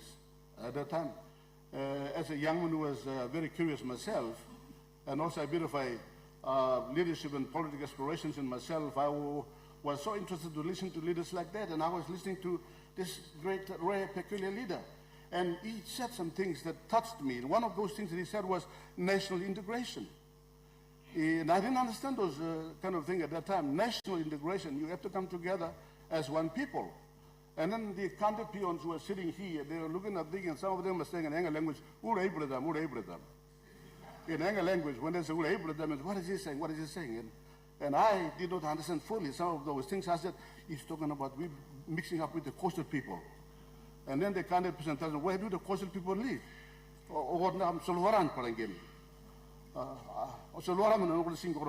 I'm speaking to them in a language saying they sleep in the Solwara, in the sea over there, and some over there.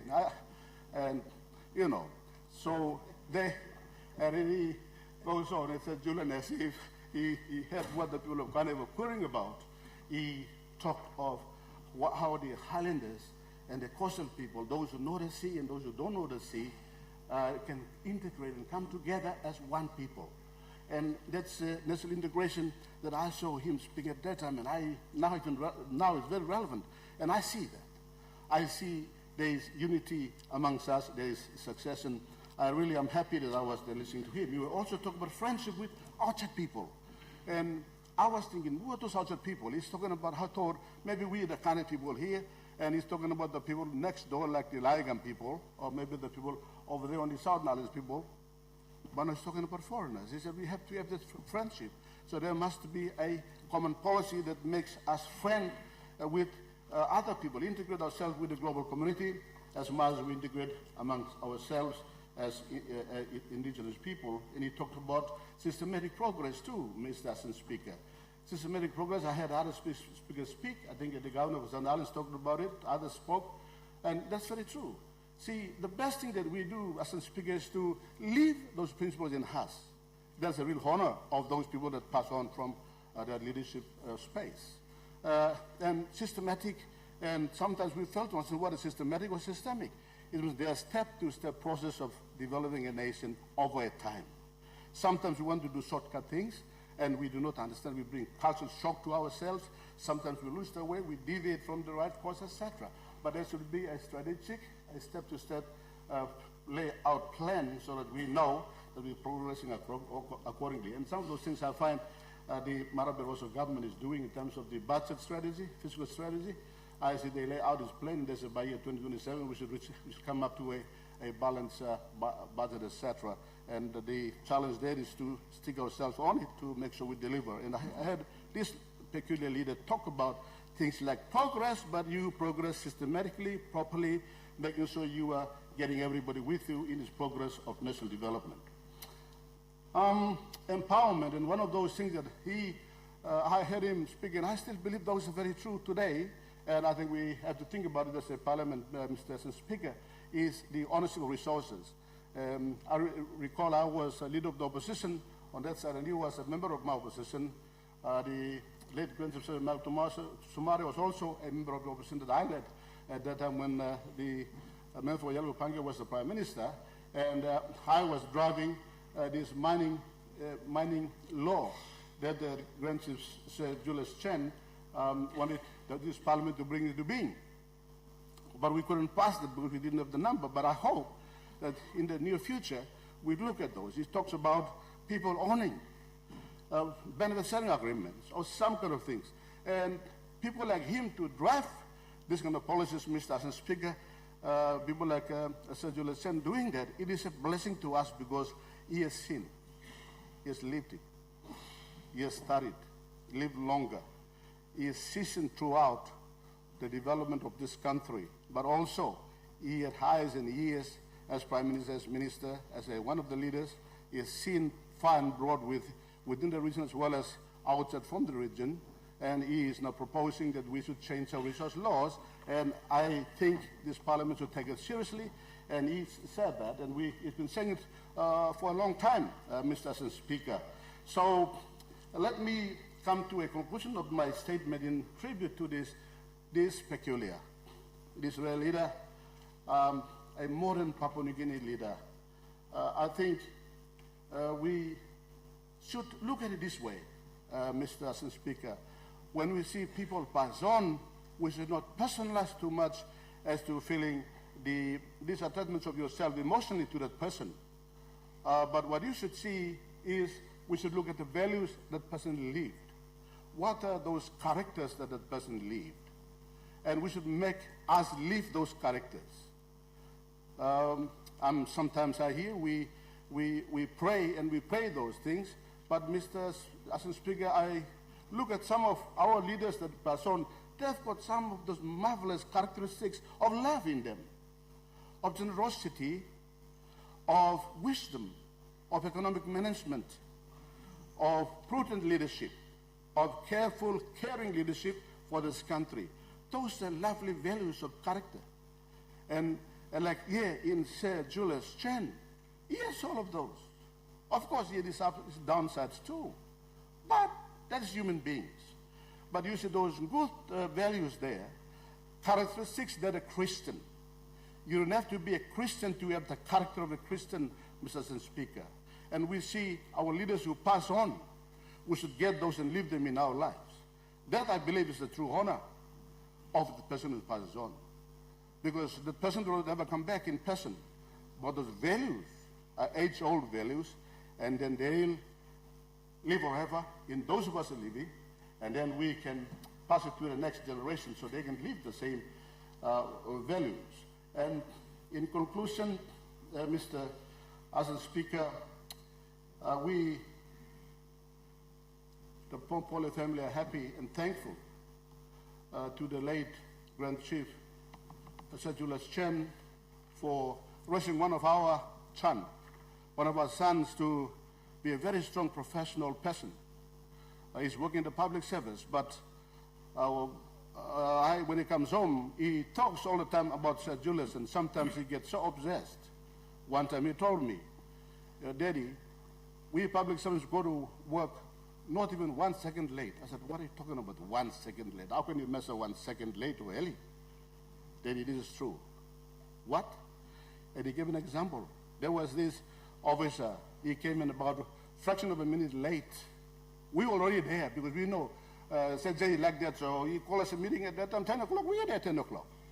But this other public servant comes late, and then said, Jay says, you are not allowed to sit on the table because you can you can wait there until I call you in. And I see my son now displaying some of those very strict professional attitude. And I told him, you're doing a good thing.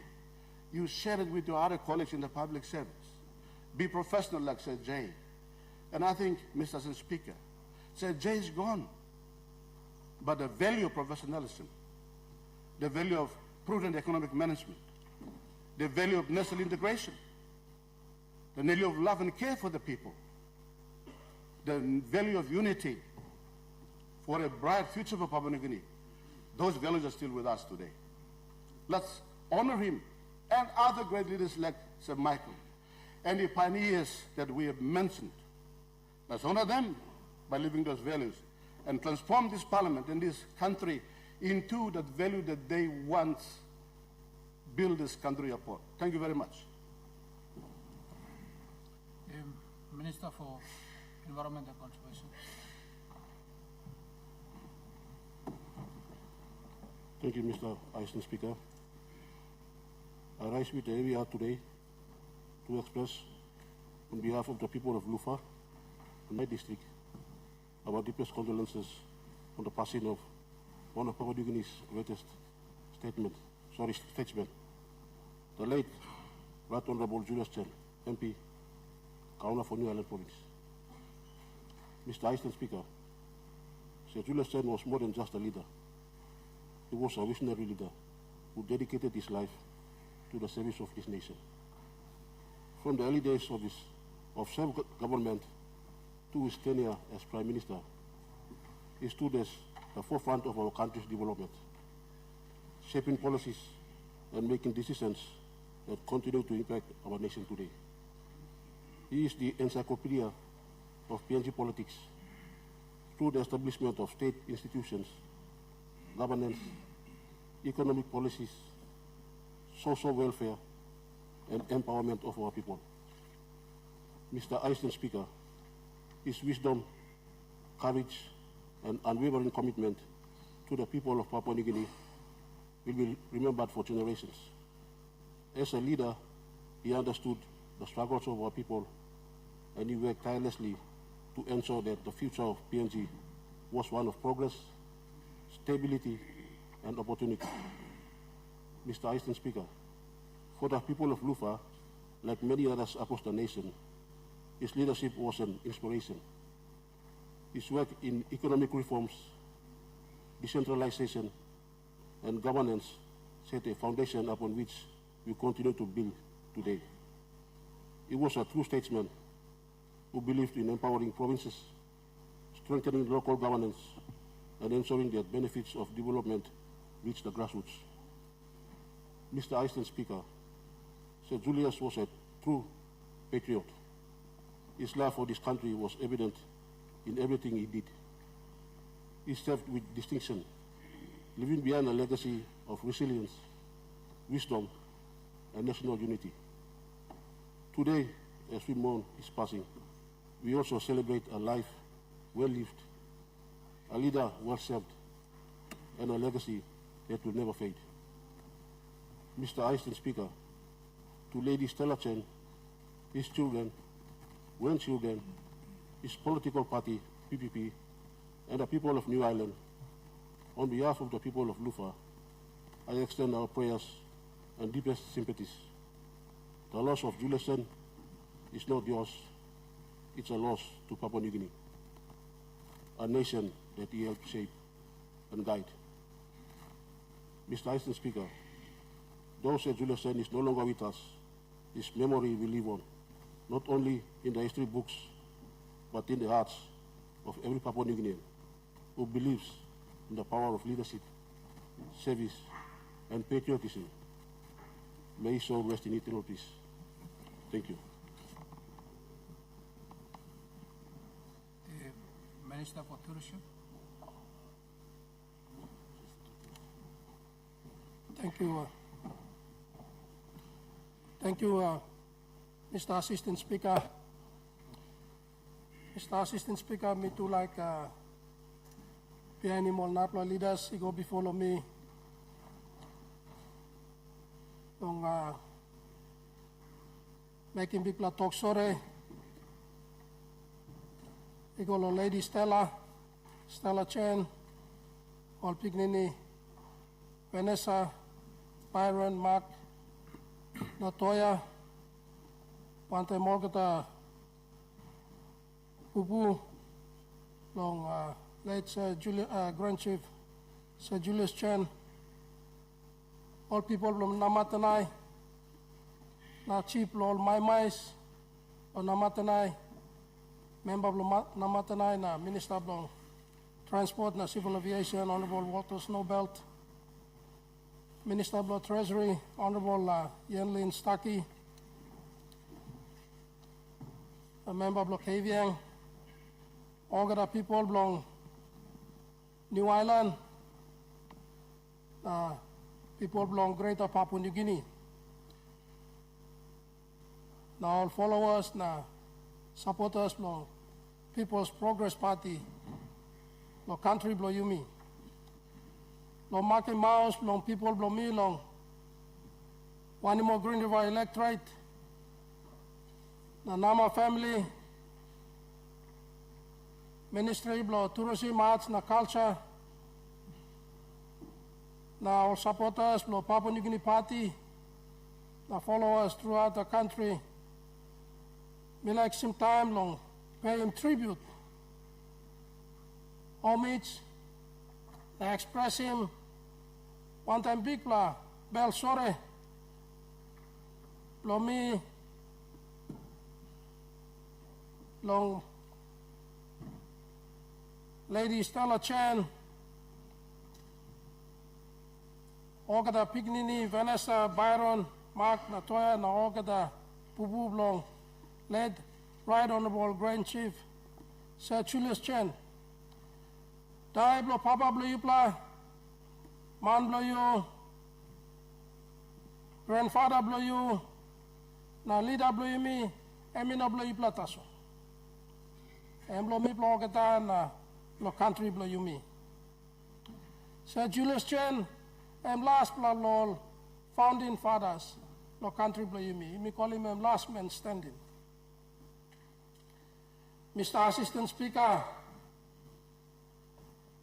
Nogat Wambla, talk pisin, by ina Blo Yumi Putin,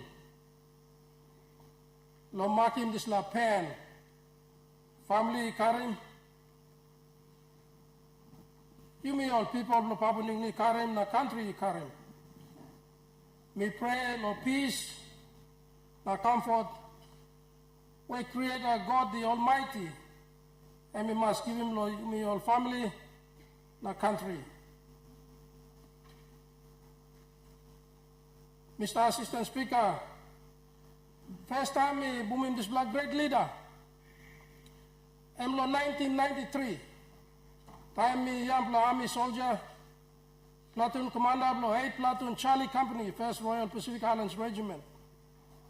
Me attach one time Alpha Company blo 2 RPI me serve long Buin, South Bougainville. Time now Minister blo Communications and me Resistance Commander blo me. Me broker in peace, Namelo all Bougainville BR commanders, late Paul Bobby, one time Thomas Tari. We all BR commanders long South Bougainville. Me broker in peace na me sing out long Commander blo me Long Island. They come go long Commander blo Papua New Guinea Defense Force. To ask him one blo government representative lo come na witnessing this la peace ceremony. Sir Julius Chen fly go lo Buka, kissing chopper, na fly direct go lo Buin South Bougainville. And number one time, me looking Sir Julius Chen, time I me Deputy Prime Minister, lo 1993, and in it lo Pius Winty also Prime Minister. Mr. Assistant Speaker, me plus successfully broker in peace lo South Bougainville. Na me play walking road long, Buin go down long. Turiboiru, na go all down lo Kangu Beach. Behind no display, Mr. Assistant Speaker, me come up also an intelligence officer na operations commander of the entire operation of Bougainville, me go lo Lolo. 1994, 1st Battalion Royal Pacific Islands Regiment, and me deploy lo Bougainville. Vice Winty and Prime Minister, I'm giving order, lo Mipla must capture him, Panguna mine, which we successfully did in July, between July and August of 1994. Na Mipla force land, lo Panguna mine. In that year, Mipla losing one army officer, Major Keke Bogi, Antaplo Morane, just overlooking Panguna village. One time, Tupla Batman. That was the challenging moment for the entire country and the defense force to see a major in the army being shot by BRA. Little did we realize, Mr. Assistant Speaker, there was political maneuvering going on here in this floor of Parliament. When Pius Winty resigned the same day and got himself elected as the Prime Minister,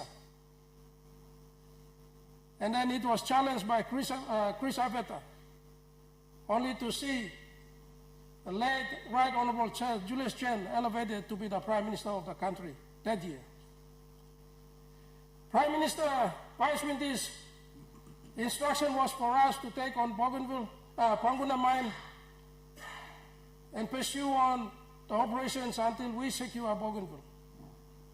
Sir Julius Chen came in, and as soon as he became Prime Minister, he pronounced truce on the island of Bougainville for peace.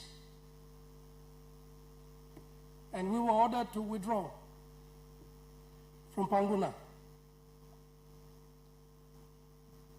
We were ordered to withdraw from Panguna, and we had to thin out from Bougainville. That was also another defining moment in our nation's history.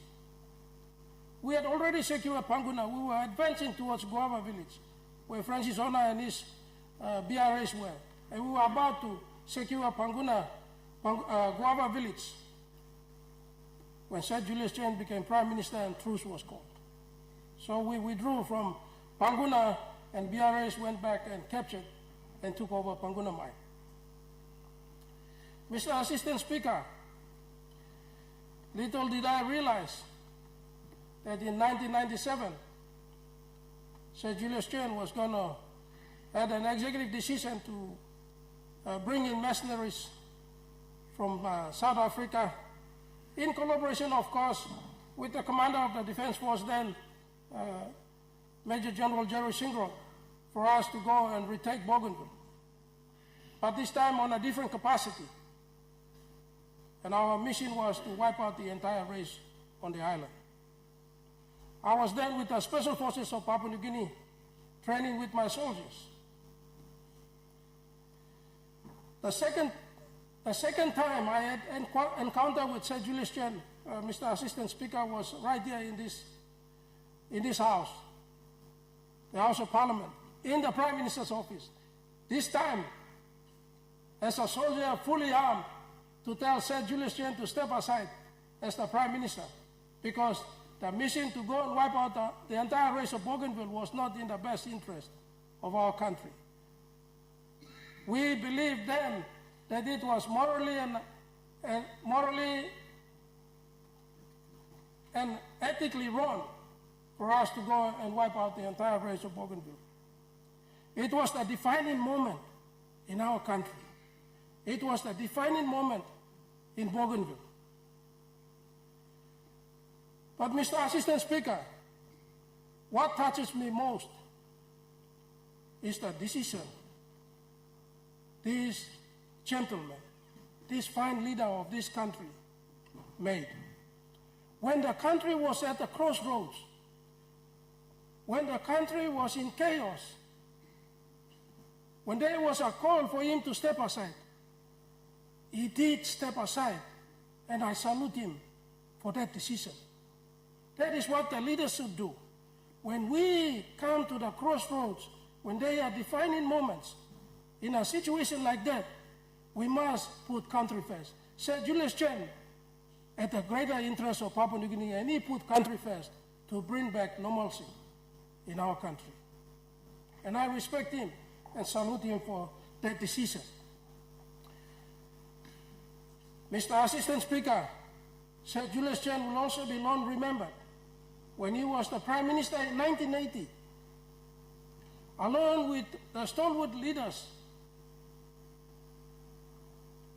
like late Sir Yambaki Okuk, made a very important decision in our nation's history, just 5 years after independence, to deploy for the first time in our nation's history, Defense Force, the Kumul Force,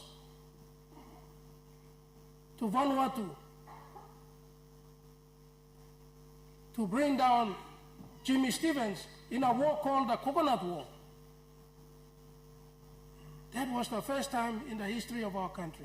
And he will forever be remembered for that decision. Mr. Assistant Speaker, Sir Julius Chen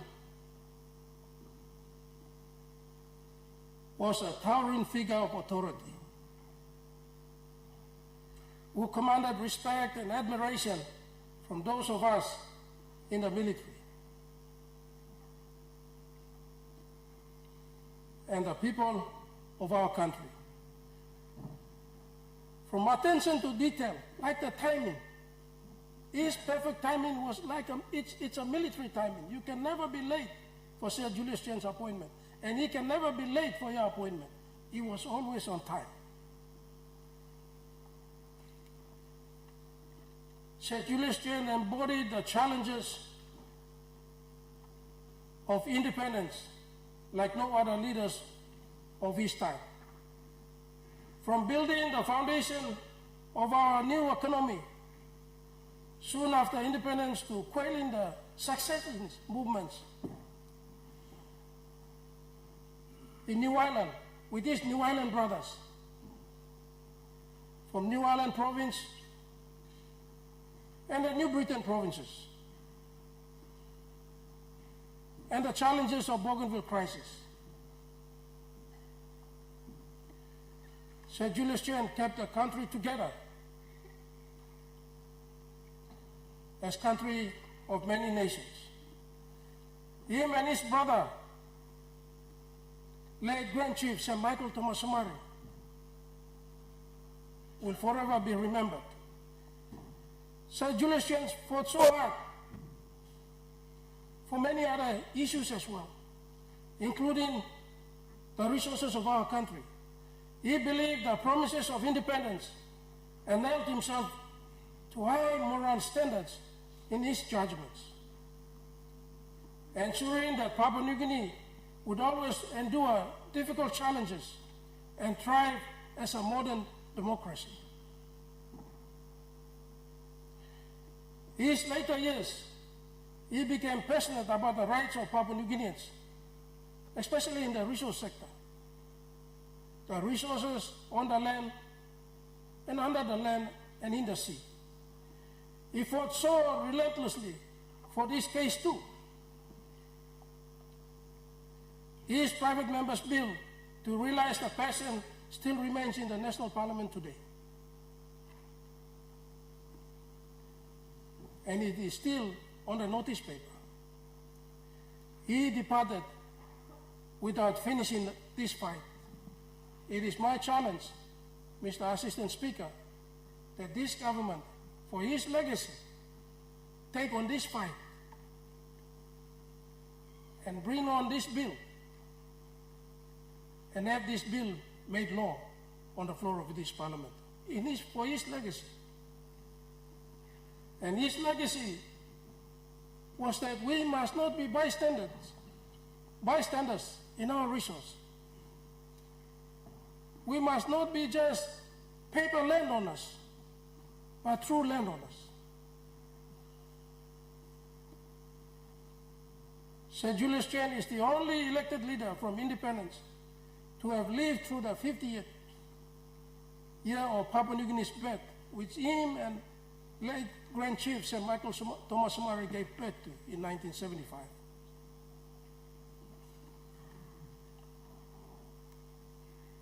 His distinguished legacies and impact on Papua New Guinea's growth and development are legendary. His place in history of Papua New Guinea and that of his brother, late Grand Chief Sir Michael Tomasomari, with dear friends, is uniquely dear salon and will remain in infinity.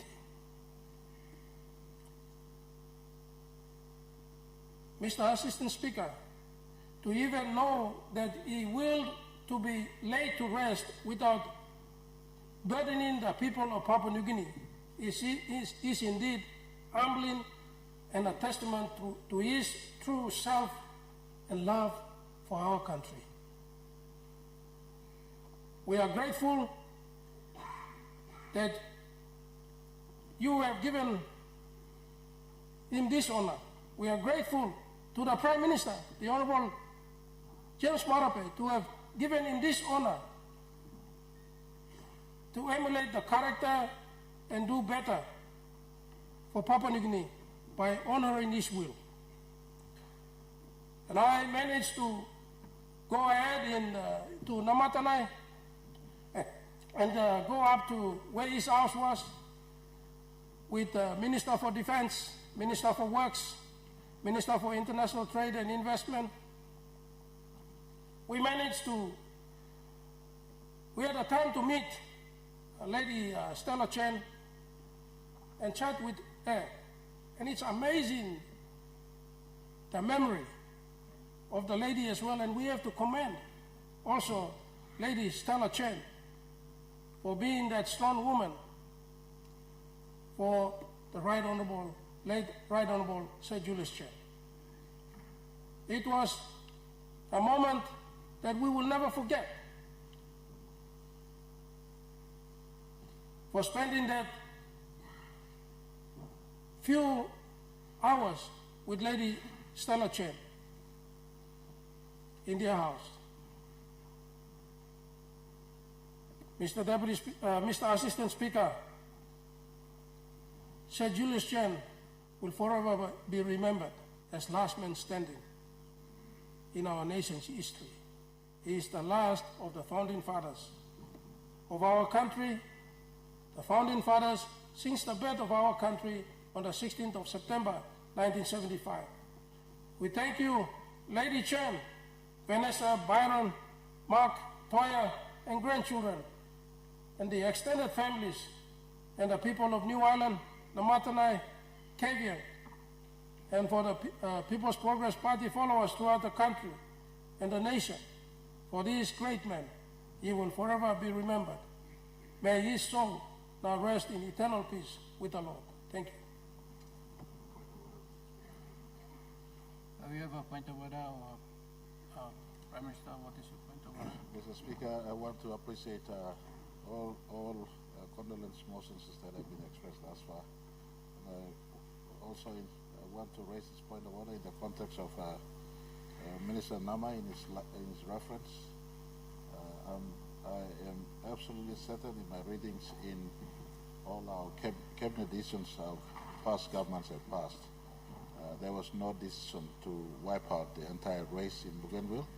It was a decision that was meant to eliminate the rebels and not the entire race in Bougainville. So I just want this to be on handset so that the leader's reputation is preserved in this context. Thank you, Mr. Assistant Speaker. Prime Minister, your point of order is in order. Minister for Telecommunication.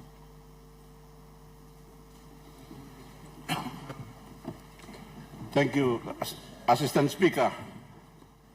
Thank you for giving me this time too long.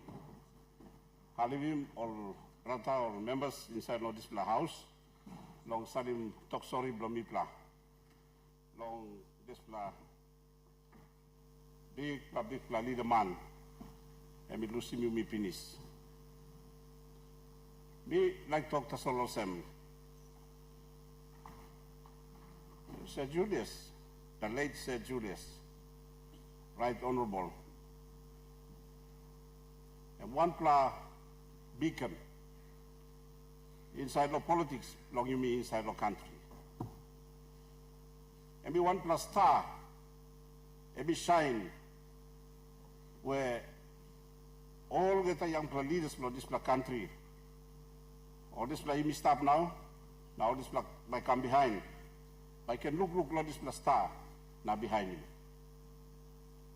As member for South Bougainville, in Makin, regional member Blomi, President Blomi long ABG, na ABG Parliament, long Sanap, na give him this talk sorry. Long this time, when you him talk sorry blowing you me. We like talk or Sam. People are not losing thing. Through yet, some of decisions and more little money making, they're very hard and very tough decisions. They happen at a time when a decision has to be made. Now people accept him this decision. And also mouseman, a headman of country, this time we've been making. Long kisimol mercenaries come inside of Bougainville. Mipla accept him, na mipla talk, am I right? Desla, mipla kisim. Long as a leader, he had to do something. But God, he got greater resolution long all this kind of thing. Or some, I mean, not been worked out or some. Now, me like talk to or some. Mi plano na lusting ting long emo sa mong planida blong mi plano Papua New Guinea. Inside the country blong yumi. Mi plan na blus thing because I'm making plan is something too on top of this plan. Long helping Bougainville long progress. Bougainville even go through the big plan heavy.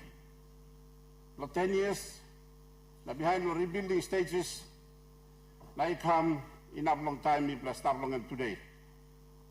As a Prime Minister, he made some very strong decisions for Bougainville's rehabilitation, restoration of services, and return of government services on Bougainville as well. And I want to say that as a leader,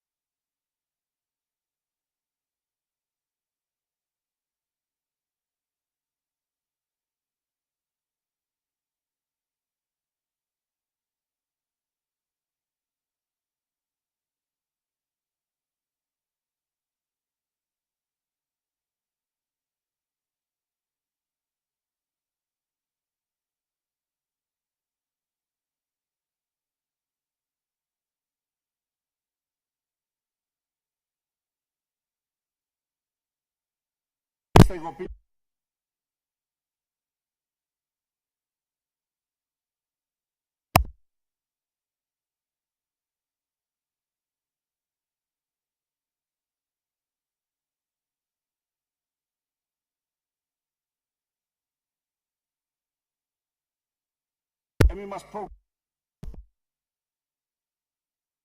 up with a member along this party. Time we winning election, long 2016 by election long South Bougainville, na mi come inside of Parliament, also member along PPP. And we so in this lab long time we calling one picking in long Toya. Yan yung this long money, where we been marking currency long you long come up Kina na Toya. And more this plan, plenty more something, and we come up with plenty leaders you talk long and finish. Most of these things will be history. They are history for us, and I hope that this history is kept for our younger generations to come.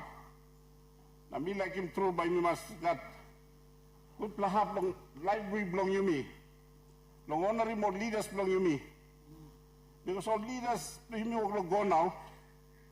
We need to put a special place in the library so that our young children of today, I know most of them, they do not know about the history of our country.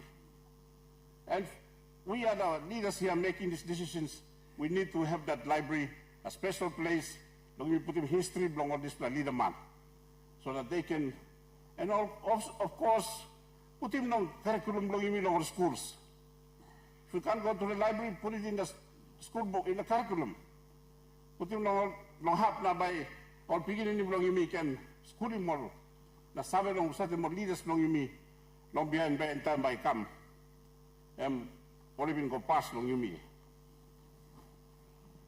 Me too meeting thing also long show him respect long you long You got 50 kina money long you and first Prime Minister long you stop. Why not? The 100 kina. And we got face long this man. When we pop up Lokina Natoya, you can put him long up as a memory for his legacy. No one else somebody come up with this country. So me, kiss him this time. No maki more people blow me South Bougainville. So him di plasore blow me. And one man me paini mem long all some time it plus story. No blind man, and we got plenty wisdom through. Plenty wisdom, plenty sabe. Na mi man to, that me been resign long PPP, na move, and become scanning me, na mi talk. You have made your decision. Me wishing you good luck, the future of you. No Lady Stella, all Pikinini, Vanessa, Byron, Mark, Natoya, long, all people belong Huris, all people of Namatanai, all people of New Island Province, Government of New Island, Deputy Governor, one-time Assembly below you, Member of TVWAN Open, Minister, Treasurer, below you, Milon Country, Honorable Yanding Staki, Member of Namatanai, Minister of Civil Aviation and Transport, Honorable Walter Snowbelt, me too, me marking more people below me, family below me, long giving big pla. Talk sorry below me pla long passing, long the late Honorable, Right Honorable Sir Julius Chen. Go belong him. And again below you me. Out of him, all other good and fine leaders will stand up. Now you me look him, this man or someone pizza, you can look him now behind him, walk about long him. Thank you for giving us Julius. May God bless every one of us. Thank you. Minister for Mining. Thank you, Mr. Speaker. On behalf of Jiwaka, especially Jimmy, where Tupla said Thomas Cavalli, Tupla walk one time, Nalo North Wagi, Nalo South Wagi, where former late Roger Palmer, where strongmen belong People's Party, PPP Party, me sim this time, also Maki Mouse, Jimmy, North Wagi, Jiwaka, Mipla Salim, Bikla Toksore, Eagle or Family Street long Sir Julius, na all Provincial PC, Deputy Governor, na now Acting Governor, one time Tim Bloyu, now people, Councillors below New Island, national leaders representing New Island, Mipla on behalf of Chiwaka, Mipla Salim, Toksore, Mipla, Long Yupla. Gupla something only, I mean, make him Yupla, all leaders, he talk finish, me not repeat.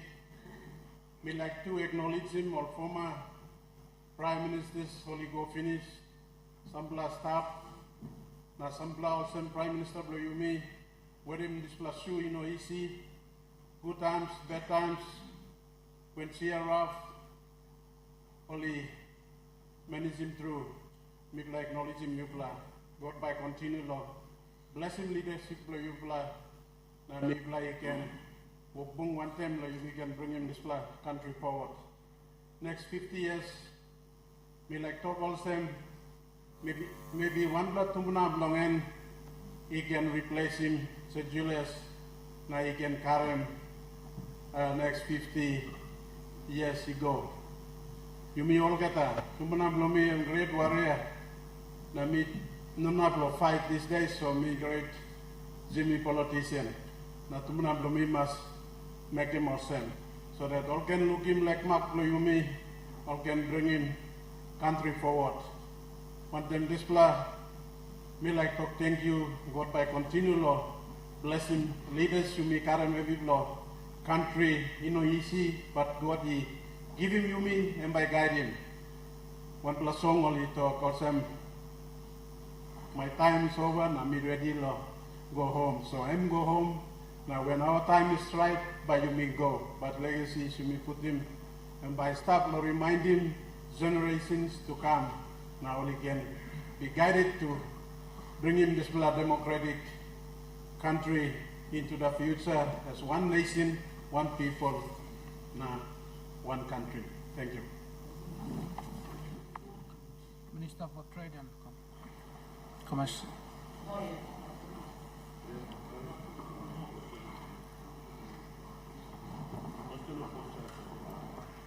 Thank you, Mr. Assistant Speaker. I too want to join the Prime Minister and his deputy, all our esteemed leaders, to pay a tribute on behalf of my own family, the people of Yanguru South in Pacific Province, Governor and staff, so people of Pacific, and the People First Party to one of our greatest leaders of all time in our nation's history, pre-independence and post-independence.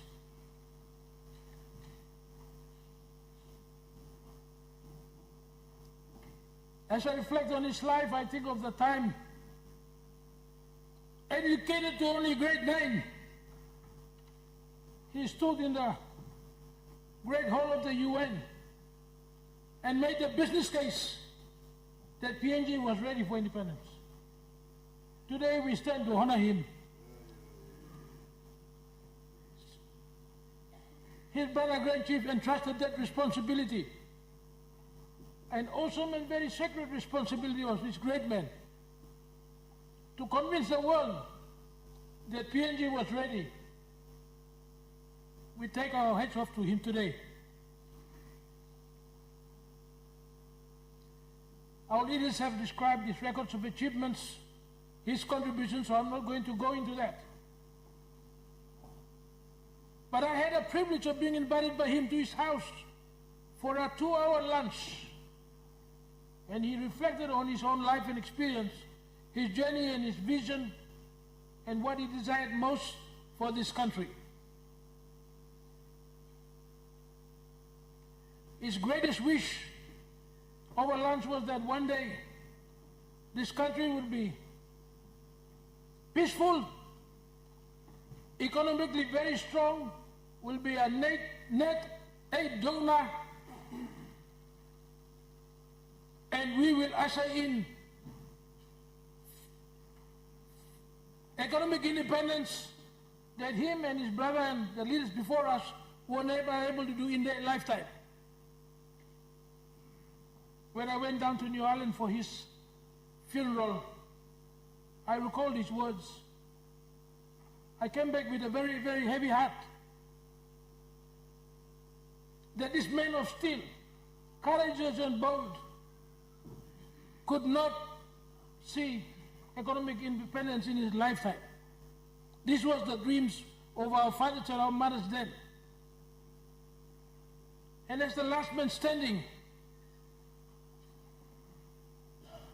when he left us, it was an end of a generation. End of that shared vision. And it is now our challenge as leaders in this generation. Mr. Assistant Speaker, the question that all of us should ask on this floor today is, what are we going to do to usher in economic independence? What are we going to do to stop the loans, the high interest that's killing us? We have to take bold decisions like what Sir Julius did. When he said he's going to go to Vanuatu, he did it with no fear for anyone and no fear for the unknown. When he decided to build the international terminal, he did it. The freeway, he built it. We are all now enjoying the benefits of the decisions he took.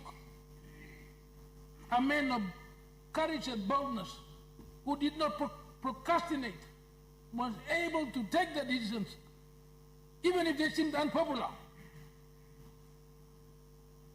I want to state on this floor of Parliament, my party, PAP, are ready to support any legislation that will stop us borrowing to invest in our own land in mining and petroleum projects. This is a core policy of my party. We have had enough. No more borrowing for investments in the mining and petroleum space. We are ready to step up and take the courage like our fathers, like Sir Julius did. Make those bold decisions which are good for the country.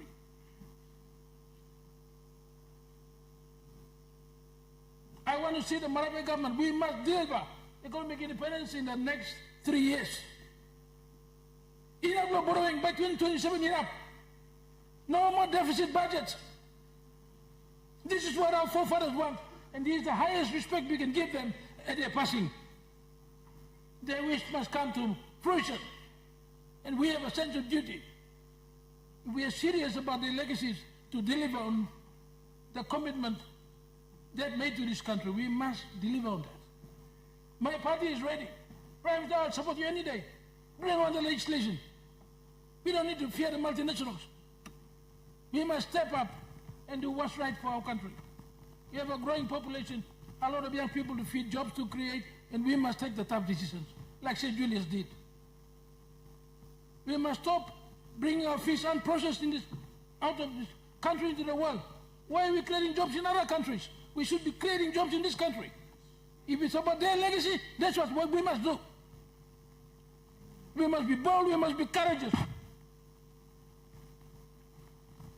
I am ready. Young Southern people are ready to step up like our fathers did and assign independence for this country. They delivered economic, political, we must deliver independence in the coming 3 years. I will support any legislation that will stop loans, that will show we own the resources. Our people must maximize their benefit from the resources of this country. We can't just talk about legacies, we must deliver.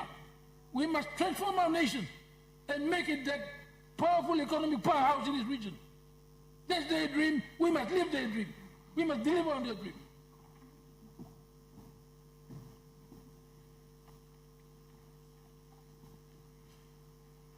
So I want to pledge on this day, the last day by him, Toksara Longem, and remember him and celebrate his life.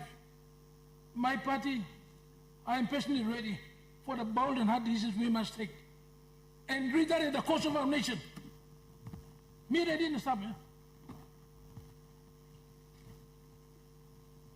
To you, Lady Stella, thank you for taking a back seat like you told me yourself in your house, and you allowed your husband to take the front seat. You supported his politics from behind. Thank you very much to you, Lady Stella. We honor you today. Nation honors you. A great man is always backed by a great woman, and thank you very much for being the great woman you are and have been to him all his life. To the children, thank you for sharing your father with us. We appreciate all of you and thank you very, very much. To his extended family, including the member for Namatanai, our good treasurer, people of New Ireland, the government of New Ireland, thank you very much for giving one of the greatest sons in our nation's history to Papua New Guinea. As we celebrate his passing, I want to reaffirm that we are ready to take this country to economic independence in our lifetime as a generation of new leaders after the passing of our last man standing. May God bless Papua New Guinea. Thank you, Speaker. The Honourable Member for North Bougainville. Thank you, Assistant Speaker. Nani talk about get our big man talking please. Me marking more Mary in North Bougainville, Long Bougainville, Nalong Papua New Guinea. All get a picking man, he got mama. All get a picking Mary, got mama. Me marking more mama blo Papua New Guinea, me too, me saling talk sorry blo me. He got on this la big man where me play. He got a good ballon and blomoni go penis. Me kisim triple boat. Borkim solwara, making people of Bougainville. La boca I don't have anir, to go to police. Me swim this la walk, me walk him, mark him old mama, long Papua New Guinea, old mama don't not Bougainville. Lo me play that, or picking him man, me call Mary, people mama carry him inside of this la country. He come sit down with this la parliament. He been set up in this la nice la parliament, la Papua New Guinea, from 1975, when me play that, he got long now this la time. I think time me come start one time, this is the parliament, when I came in the by-election, about 2 years ago. Time me was in the half side. Me come close to through, let's say Julius for 6 months, Mr. Lahab. The right thing I did, and the honorable thing I did, also one plan service the nation. Me look, the first time me go sit down now, he would always be the last person to walk out. So the next day me thought, I think by me excuse lo boo blongem, na me talk, let me do the honors. By me say hold him hand, Lord Chief, me walk about him go inside the chamber, and then walk about him go outside again. For me, to actually be having that little walk about him go out of the chamber, walk about him come inside the chamber, it was for me as a mother, as a woman sitting in this parliament, telling me like marking 50 years of independence from this country. It was a way for me as a woman, as a mother of Papua New Guinea, of North Bougainville, lot of thank you. Long Wangla man, even before me come, long Sanapo come to this ground, I would have been about 2 years when this man achieved a Mumira, a Chunono, and he come sit down and walk on Papua New Guinea. It was very humbling for me as a first time in the National Parliament.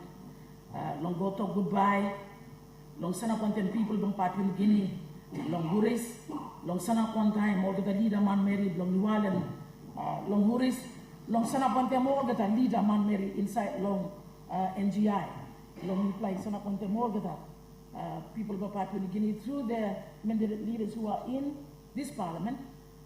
Thank you to long Prime Minister come on people get go.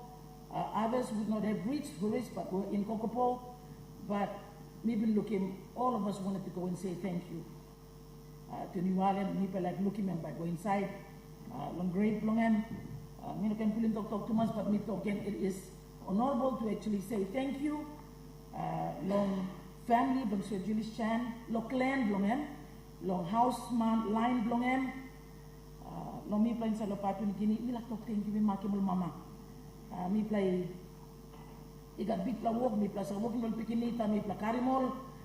We nurture them to be what they are today. Some play not walking good to mass, some play walking good to mass. One of those people that are walking good through, they come up in the country, nice enough, all that walk, all brother talk finish long and back.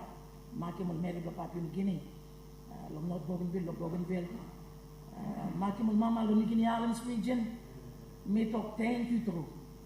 Long house line, houseman, Monsieur J, lo Mary Pikini Blongem, lo clan by Mama Blongem, now clan by Papa Blongem, that you were able to release him come lo Mipla, this la cheap when Mipla, couldn't go inside the ground, lo Monica Police, long Lady Stella, when the more that Pikini blow you, thank you that you let Mipla come, and Mipla pay respect, lo this la one pla, not last pla. Long old man waving that big walk and me play no come to school yet and me don't come up to here yet, but plenty time to mass we don't say thank you, but this time we talk thank you again that me play planning on finish, but during this parliament session, the first session for 2025, the parliament is able to allow us long me play come stand up and me talk thank you again long how people on New Ireland family long Sir Julius Chen, the late Sir Julius Chen, Mary Blongam, Nafikini Blongam, they were able to allow us long Jimmy Ken, boom one time that Jimmy Ken, Dr. one time also one pla leader go pass inside long Papua New Guinea. He go long people belong New Ireland, or people belong Namatanai, long houseman, Dr. J, long Huris, long family belong and group, Papa Mama belong and clan belong and not too long Lady Stella, now get up beginning. He come long people Mama inside, long Papua New Guinea, me plot of thank you that you were able to share with us. Your husband, your father, your grandfather, your chief inside the New Ireland, beginning man, long this time. Thank you to Mas. God by bless him. This is a walkabout, long this family, bless your J, and may his soul rest in eternal peace. The Honorable Regional Member for Western Islands.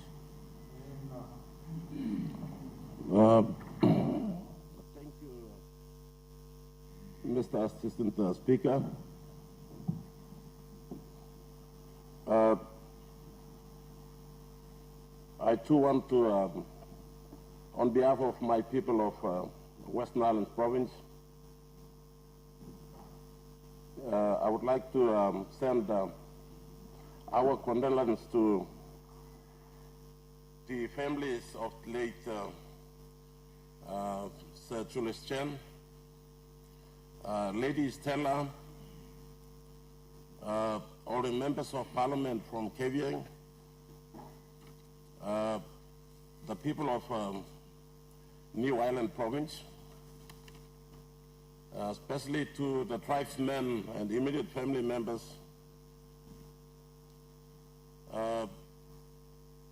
Sir Julius Chen, so much has been said. I would like to thank our Prime Minister and all our leaders, both from the opposition and government,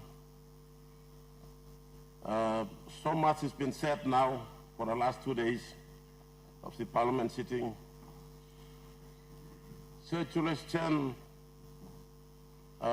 is a very important man that God has raised for this country, Papua New Guinea,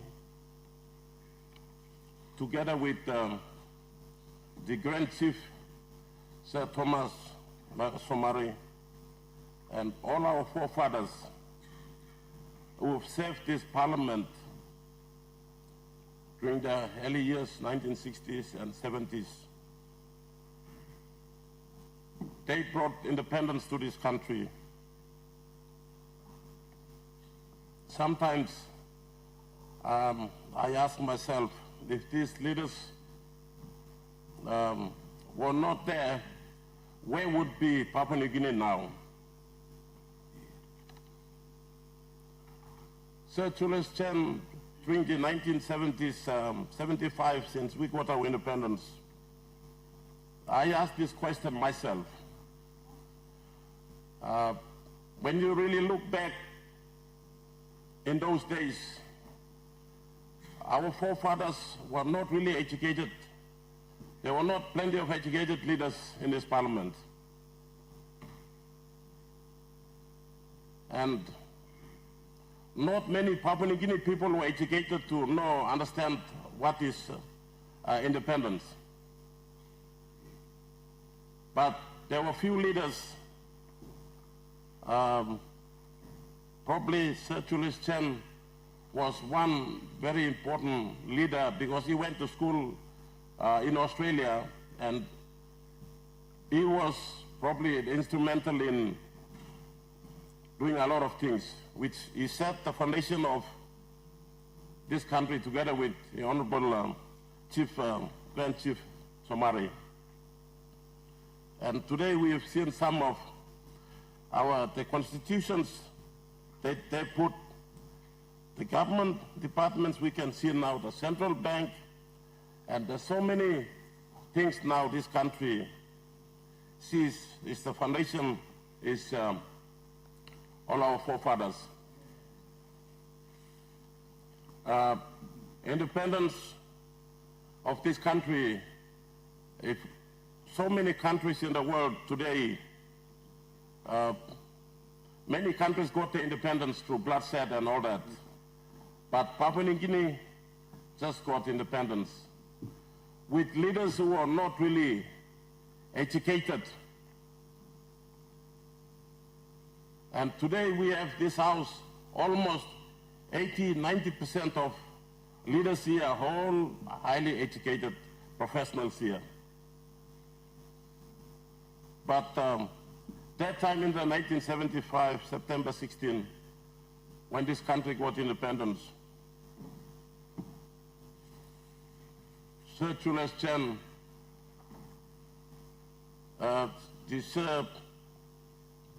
and the Grand Chief Somari, they were the ones, this Parliament now, or the parliaments to come later, we will never forget them of what they did. And in the histories to come. So Western Islands province, Western Islands leaders, I would like to thank Sir Julius Chen. When he was the leader and Prime Minister, he associated with a lot of Western Islanders. Western Islanders learned a lot from him too. Our former Prime Minister and former Governor, the Honorable Pais Wingti, was a very close associate of Sir Julius Chen. And one time Pais Wingti said, the best Prime Minister, the best Finance Minister when himself was the Prime Minister was Sir Julius Chen. When he gave any instruction, he just did his work and implemented what the instructions were. He was a very honorable man. He wasted no time, and he was a man leader where he's quite rare. And today, we are, this Parliament now He has served about 57 years or 56 years in Parliament, 46 or 47 years in Parliament. He was elected to Parliament in 1968, but he served Parliament to this day, which we see now the 50th anniversary, about 6-7 months away, and he left us.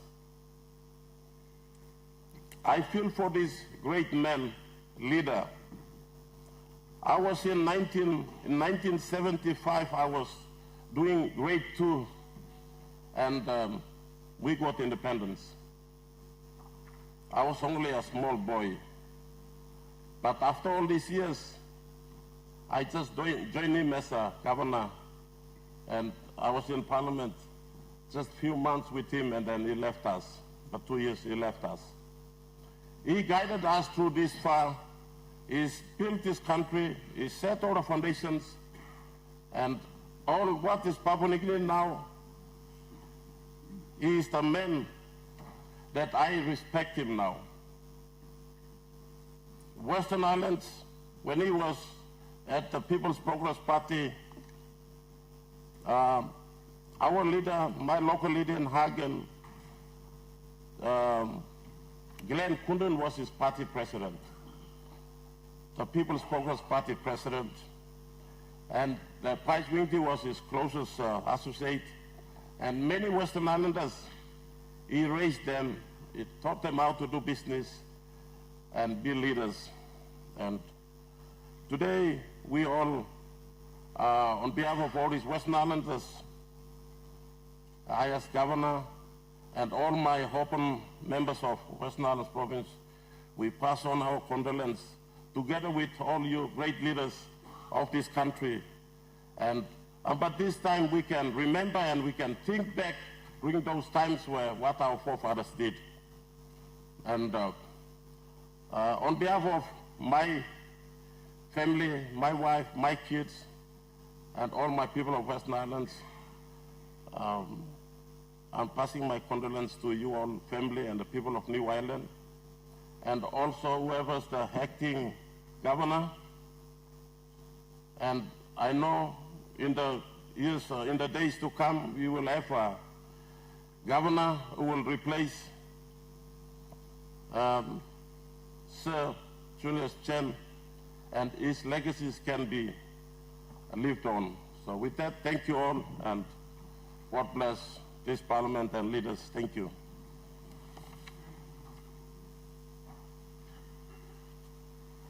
The question is that the condolence message motion moved by the Prime Minister being agreed to. Those in favor say aye. Aye. Those in against say no. The ayes have it. As a mark of respect to the memory of the late Honorable gentlemen, I invite all honorable members to rise in their place.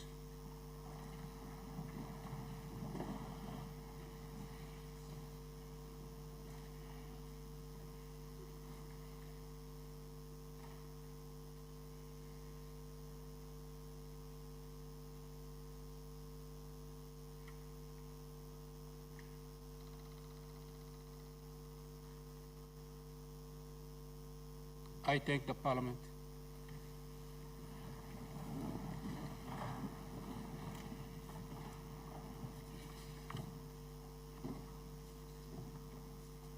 Leader of Government Business. Acting Speaker, I ask leave of Parliament to move a motion without notice. Is leave granted? Leave granted. Leader of Government Business. Acting Speaker, I move that so much of the standing orders be suspended as would prevent notice. Numbers 1 to 4 and 1 to 5, government business being called on forthwith. The question is that the motion be agreed to. Those in favor say aye. Aye. The ayes have it. Those in against say no. Clerk. Notice number 124, Minister for Petroleum.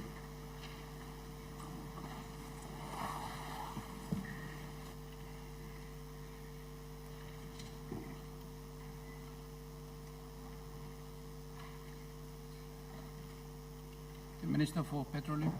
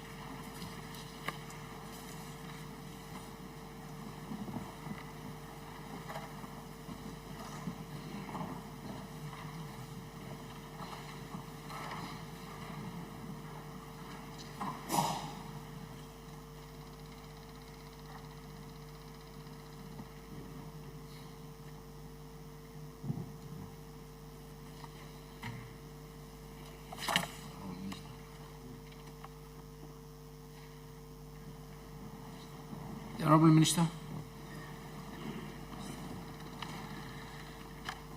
Mr. Speaker, I present the National Petroleum Authority Bill 2025. Clerk. First reading.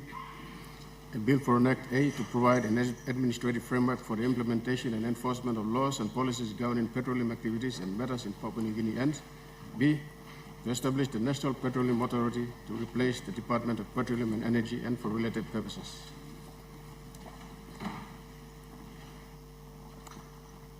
Minister. Mr. Assistant Speaker, I move that the bill be now read the second time. Make your speech.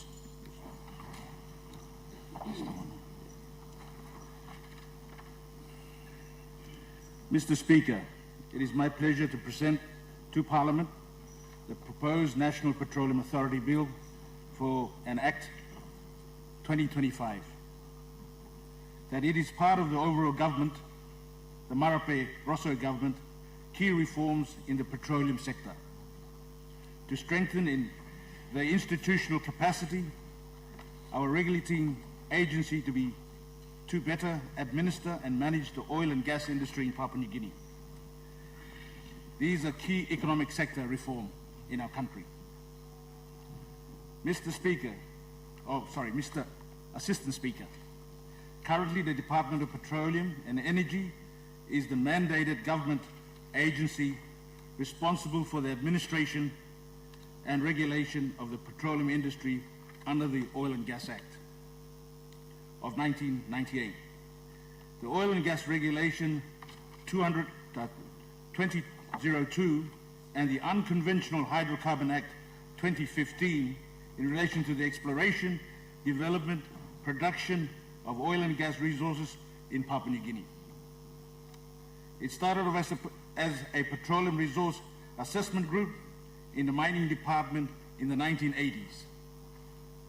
From then, a petroleum division was created in the Department of Mining and Petroleum in the 1990s as a result of oil and gas discoveries in Hides and Kutabu that commenced production in 1992. Assistant Speaker, in the 1998, the Oil and Gas Act was enacted by Parliament. With subsequent formation of the Department of Petroleum and Energy through the Oil and Gas Act of 1998 and the Oil and Gas Regulation 2002 and the renewed regulatory organization, we saw an increase in exploration investments and activities that led to the discovery of elk antelope gas fields in 2005, which are now to be developed as the Papua LNG project. The department also facilitated the birth and the implementation of the PNG LNG project, our current leading revenue generating project in Papua New Guinea. Mr. Assistant Speaker, the Department of Petroleum and Energy, after the dissolving of the Energy Wing in 2021 and the formation of the National Energy Authority, now consists of two divisions, the Core Petroleum Division and the Support Corporate Services Division. The name, however, remained as the Department of Petroleum and Energy.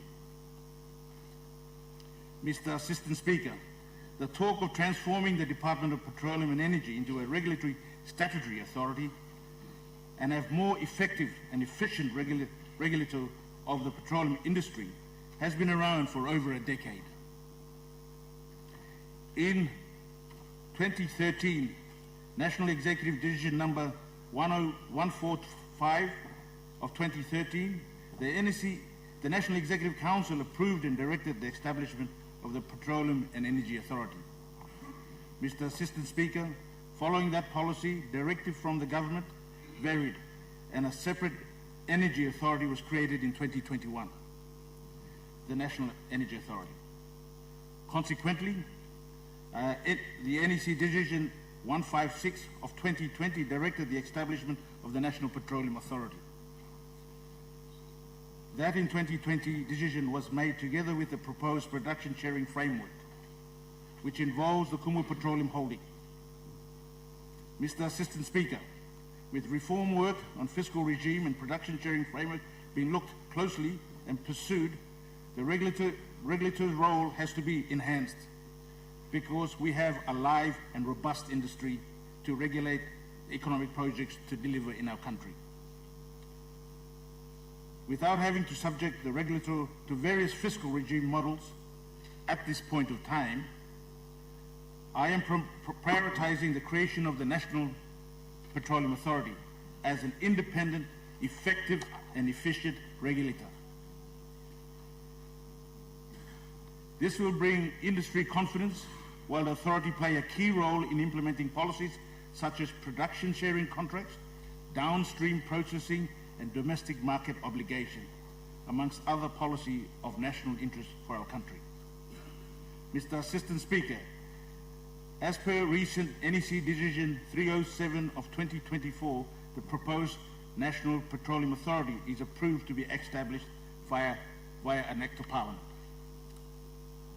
Mr. Assistant Speaker, the current budgetary allocation for the Department of Petroleum is around 25 million kina per annum to 35 million kina. With the proposed restructure of the National Petroleum Authority, we are expecting a fourfold increase in funds required.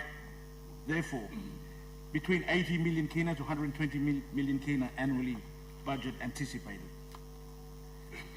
The Treasury Department has responded to our initial draft proposed that the current budget appropriation for the Department of Petroleum is approximately 54%, or in or about 48 million kina, of the base year establishment cost. Thus, funding should not be deterred for progressing this government reform agenda.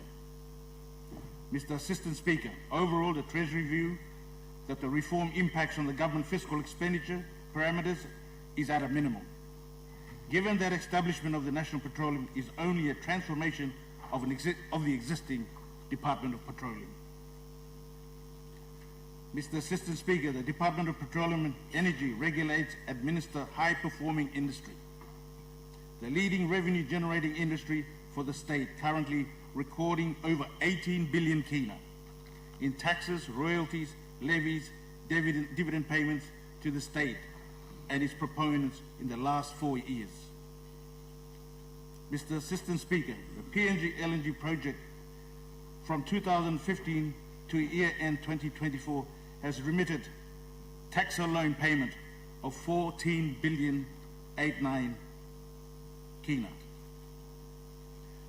Mr. Assistant Speaker, revenue generation from petroleum projects are anticipated to maintain and grow 2 to 3 folds. That is where the proposed National Petroleum Authority will enhance its role to facilitate more investment projects and policies to create more benefits for the state of Papua New Guinea and its citizens. Mr. Assistant Speaker, the non-tax revenue fees and charges collected through the Department of Petroleum and Energy is roughly 3 to 4 million kina annually. It's projected. Revised fees and charges scheduled to have been made and pending gazettal that would increase around 8 million kina to 12 million kina annually. This is captured in this current bill going before Parliament today, Mr. Assistant Speaker. Mr. Assistant Speaker, in the 5 years plan of my ministry and the Department of Petroleum and Energy, the National Petroleum Authority will champion the state's agenda by creating more investment to support Papua New Guinea social economic development. Mr. Assistant Speaker, in order to successful implementation, the proposed Petroleum Authority will require adequate, reliable funding to conduct its operations and work program on behalf of the state and the people of Papua New Guinea. The current annual budgetary operation and public investment program funding. Mr. Assistant Speaker, the proposed funding streams from the National Petroleum Authority are parliamentary budgetary allocation and support from Treasury, 2, PIP allocation from the Department of National Planning and Monitoring, 3, fees and charges, proceeds from the petroleum industry subject to Non-Tax Revenue Administration Act of 2020 and determinations. And finally, the National Petroleum Authority levy at a rate of 0.5% on the gross value of petroleum product exported to be paid by the National Petroleum Authority by the petroleum producers, only producers, similar to the mining sector in Papua New Guinea. Mr. Assistant Speaker, from all funding and financing provisions of this bill, the Public Finance Management Act of 1995 and the Non-Tax Revenue Administration Act and all other revenue laws will apply. It's governed within the framework of the Public Finance Management Act and the Non-Tax Revenue Administration Act of 2022. The authority shall retain and expend the funds it receives through approved budgets as per the relevant legislations. All excess funds, and let me repeat, all excess funds above required budget shall be remitted at the end of the year back to the Consolidated Revenue Fund. Mr. Assistant Speaker, to conclude, the proposed National Petroleum Authority is a key enabler for the better management of the oil and gas industry in Papua New Guinea. The establishment of the National Petroleum Authority will be the catalyst for the implementation of the government medium-term development plan for 2023 to 2027 for the petroleum sector in Papua New Guinea. Mr. Speaker, with that, I now commend the bill to this Honourable House. Thank you. Minister for Statement of Rights.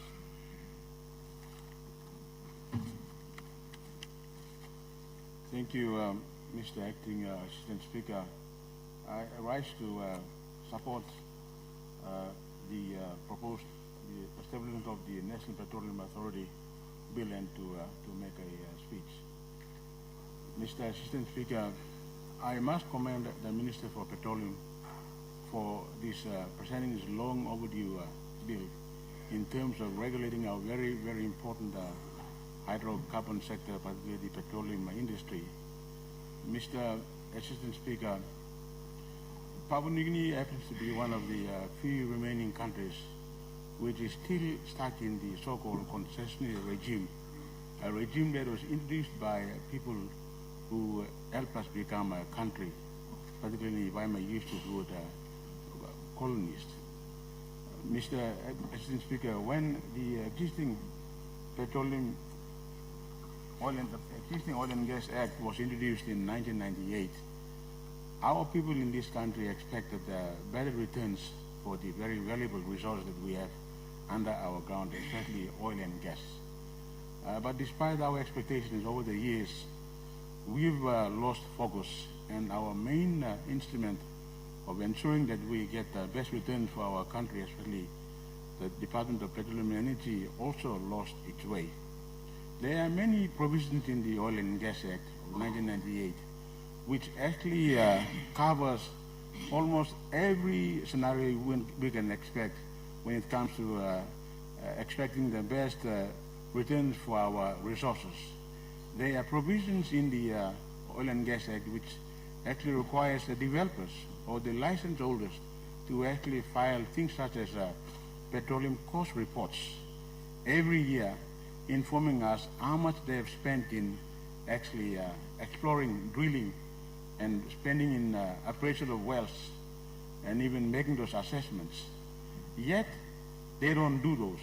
And our very officers in the Department of Petroleum even fail to ensure that those provisions are actually enforced and respected by our developers. So, Mr. Assistant Speaker, we in many ways have to blame ourselves for the way we are finding ourselves in this industry. And if you look at our neighboring countries such as Indonesia or Malaysia, who've gone past this concessional regime, and they use either a petroleum steering contract regime or a combination of concessional regime and petroleum CS regime. They are doing very well. And in a country like Indonesia, Mr. Acting Speaker, if some of us can remember correctly, when the one of the world's leading oil and gas companies, ExxonMobil, was playing games and was warehousing the resources and was using those resources in Indonesia to simply make its book look good and then develop the other resources held in other countries, the leadership in Indonesia kicked them out. And many people assumed that Indonesia would be regarded as one of those countries which no one would invest. But contrary to those expectations, Indonesia has survived. Indonesia has demonstrated when it has a strong leadership who are determined to pave the way for the commercialization of their resources, they can succeed. We can also look to the experience of Malaysia, where they, through the National Petroleum Company, Petronas, have been able to develop a thriving industry where they get the maximum under the production sharing contract regime or a hybrid system. They have done very well, Mr. Acting Speaker. We just need to look no further. It is about time we look seriously at doing away with the concessionary regime and developing the resource. How can we then, the very owners of the resources, allow others to dictate to us and make them buy equity in the very resources we own ourselves? It does not make any sense. Economically or anyway, whatever you want to call it, it does not make any sense whatsoever. It is about time we reviewed the regime that we have imposed and start changing for the better. And Mr. Acting Speaker, I say that this is the way to go forward, and I commend our hardworking Petroleum Minister for taking the right steps and introducing this bill for us to pass. Mr. Acting Speaker, we will not regret for one moment if we go past the current regime that we have and go to either a combination of the production sharing contract regime or a regime that is better suited and tailored to meet the expectations of our people. Mr. Acting, I have heard about current licensees in this country telling us that they have got some very exciting discoveries underneath, and they are trying to convince us to take shortcuts and quickly grant them petroleum development licenses without even producing us certified reports telling us how much is down there. There is a process called you have your resources certified by independent reserve certifiers such as blue chip companies such as Gaffney Klein or Gaffney Klein of England or Knowledge Reservoir of Canada. When you have resources certified by those blue chip certifiers, then you know that what is down there is credible, and you can then develop your formula based on the known reserves. Yet, they are continuing to treat us with contempt and trying to get us to agree to certain physical regimes without even having those resources certified first. These days are gone, Mr. Speaker. We need to be firm and tell them that whoever wants to deal with us here, deal with us on our terms, not their terms. If we continue to allow them to dictate to us their terms, even despite having all those resources, and despite having so many very, very clever people in this house, we will never get far. We will never get far, Mr. Speaker. So this is a golden opportunity for us to change for the better. Tell the world that this country cannot be played around with anymore. It means business, and that whoever comes to this country must conduct business on our terms. The days of us being threatened and being told that if we said no, we will be left behind are long gone. This is the modern world, and Papua New Guinea is a country that can be reckoned with, especially in the hydrocarbon sector. So, Mr. Speaker, I commend our good, hardworking minister for this bill, and I support it. Thank you, Mr. Acting Speaker. The honourable member for Abao. I rise to debate on this proposed bill by the Honourable Minister and wish to make some comments. Firstly, congratulations, Minister, for bringing this bill to the floor of the Parliament. I note, Assistant Speaker, that during the day, the clerk and his team also distributed and gave us notice on other bills that are coming, and I take note of the bill called the National Executive Council to be turned into a department. It appears, Assistant Speaker, as this government is into structures, more ministries, more departments, therefore more cost to the country and taxpayers. But they have had 6 years of trying to manage the processes. The Minister for State-Owned Enterprises, who has spoken in support of the authority bill, he was the minister responsible for this department before its turn. And under his leadership, the department delivered the Papua New Guinea LNG project.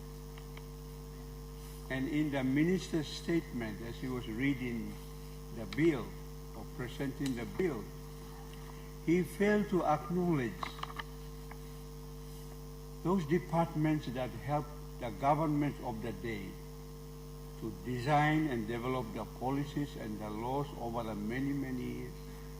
And those departmental heads and their staff who worked very, very hard to sit down with these high-powered corporate entities supporting ministers of state to deliver this multi-billion-dollar project.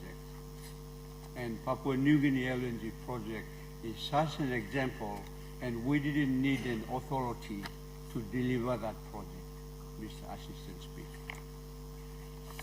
But transitions have to take place, and prior to the other departments turning to authorities like the mining department into a MRA, there are complaints that when you structure an authority and when you bring in industry players in the board, we may be compromising ourselves as a state. And I see in the composition of this board that there are industry players that have been invited to be part and nominate those directors of the board. So we really haven't learned good lessons in our involvement of departments that have served the country over the years, and new governments begin to change their structures into so-called this authority thing. Another example, the Climate Change Authority. We haven't really achieved a lot. So when we change departments to these corporate entities, I think the lessons are that we really have not improved efficiency. We have brought in politics into these systems. For example, the chairman and the deputy chairman will be appointed by the NEC upon recommendation of the minister. Again, another sticky finger of the politics into these important corporate entities that are there to deliver, Assistant Speaker. And so I know the government has the numbers to pass this bill. I have my doubts, but I wish the authority all the best. I hope that the lessons that have been learned in establishing authorities and seeing them perform and not perform and not meet the expectations of the government of the day, I hope we can improve on those matters. On a lighter note, Assistant Speaker, may I ask the Minister, and he will respond to it. I think it's a typo error. Maybe the copy I have is a different copy. But on page 3 on subsection 7 of your bill that you have distributed, you have duplicated the functions of the board twice. Under subsection 7, under the heading of functions and powers of the authority, and 7.1, you are saying the board has the following functions. It should be the authority has the following functions rather than the board. Because if you go to the board, functions and powers on page 5, subsection 10, you are going back to functions and powers of the board, and you are defining the functions and the powers of the board. But on subsection 7.1, you are beginning with the board has the following functions. I hope it's a typographic error and that it can be changed. Clerk of Parliament and Assistant Speaker, I think we have a problem in this regard. Thank you, Assistant Speaker. The original member for Southern Orange. Thank you, Assistant Speaker. Me too, like debate on this bill. Importantly, I want to commend the Minister for Petroleum and also the Marape Rosso government for introducing this bill that will transform the Department of Petroleum into an authority with a board and a managing director to manage the petroleum, gas, and hydrocarbon industry of this country. We need to be compatible with the industry. We cannot have a government department competing with well-advanced people with technology and know-how. This bill is timely. The Department of Petroleum and Energy has been dysfunctional for some time. It has been poorly funded, lack of skills to manage the complex industry. So this note, I think we as a country should commend the government and approve this law so it regulates the petroleum and hydrocarbon industry in this country. Generally, this bill will enable recruitment of suitably qualified personnel in the market environment which is compatible with the industry. It will also provide the opportunity to the government to restore credibility in the way we conduct our business in the oil and gas and petroleum industry with this new authority. With the establishment of this authority, the state, as the regulator, will effectively administer the petroleum licenses and operations permitting as per the Oil and Gas Act of 1998 and other laws and policies. So in government, when you see needs of important functions and when department per se cannot cope with the operating environment, we need to bring this kind of legislations to give competitive advantage so that the petroleum department is compatible with the expertise and the know-how with ExxonMobil, Santos, and some of the industry players. So I think this bill is timely, it's important, and we commend the minister for this. But having said that, and my province from the petroleum industry have some issues to raise so that it's recorded on the handset. First, this bill, as presented, only amends part of the Oil and Gas Act, and significant one is Section 11 of the Act, which says the Director of Petroleum, who is the head of the department or secretary now will be the managing director of the National Petroleum Authority. I have a few comments. In section 11, members of the National Petroleum Authority Board, it appears Kumul Petroleum Holding Limited is missing on the ex-official list of directors. Is this meant or to treat all our national oil and gas companies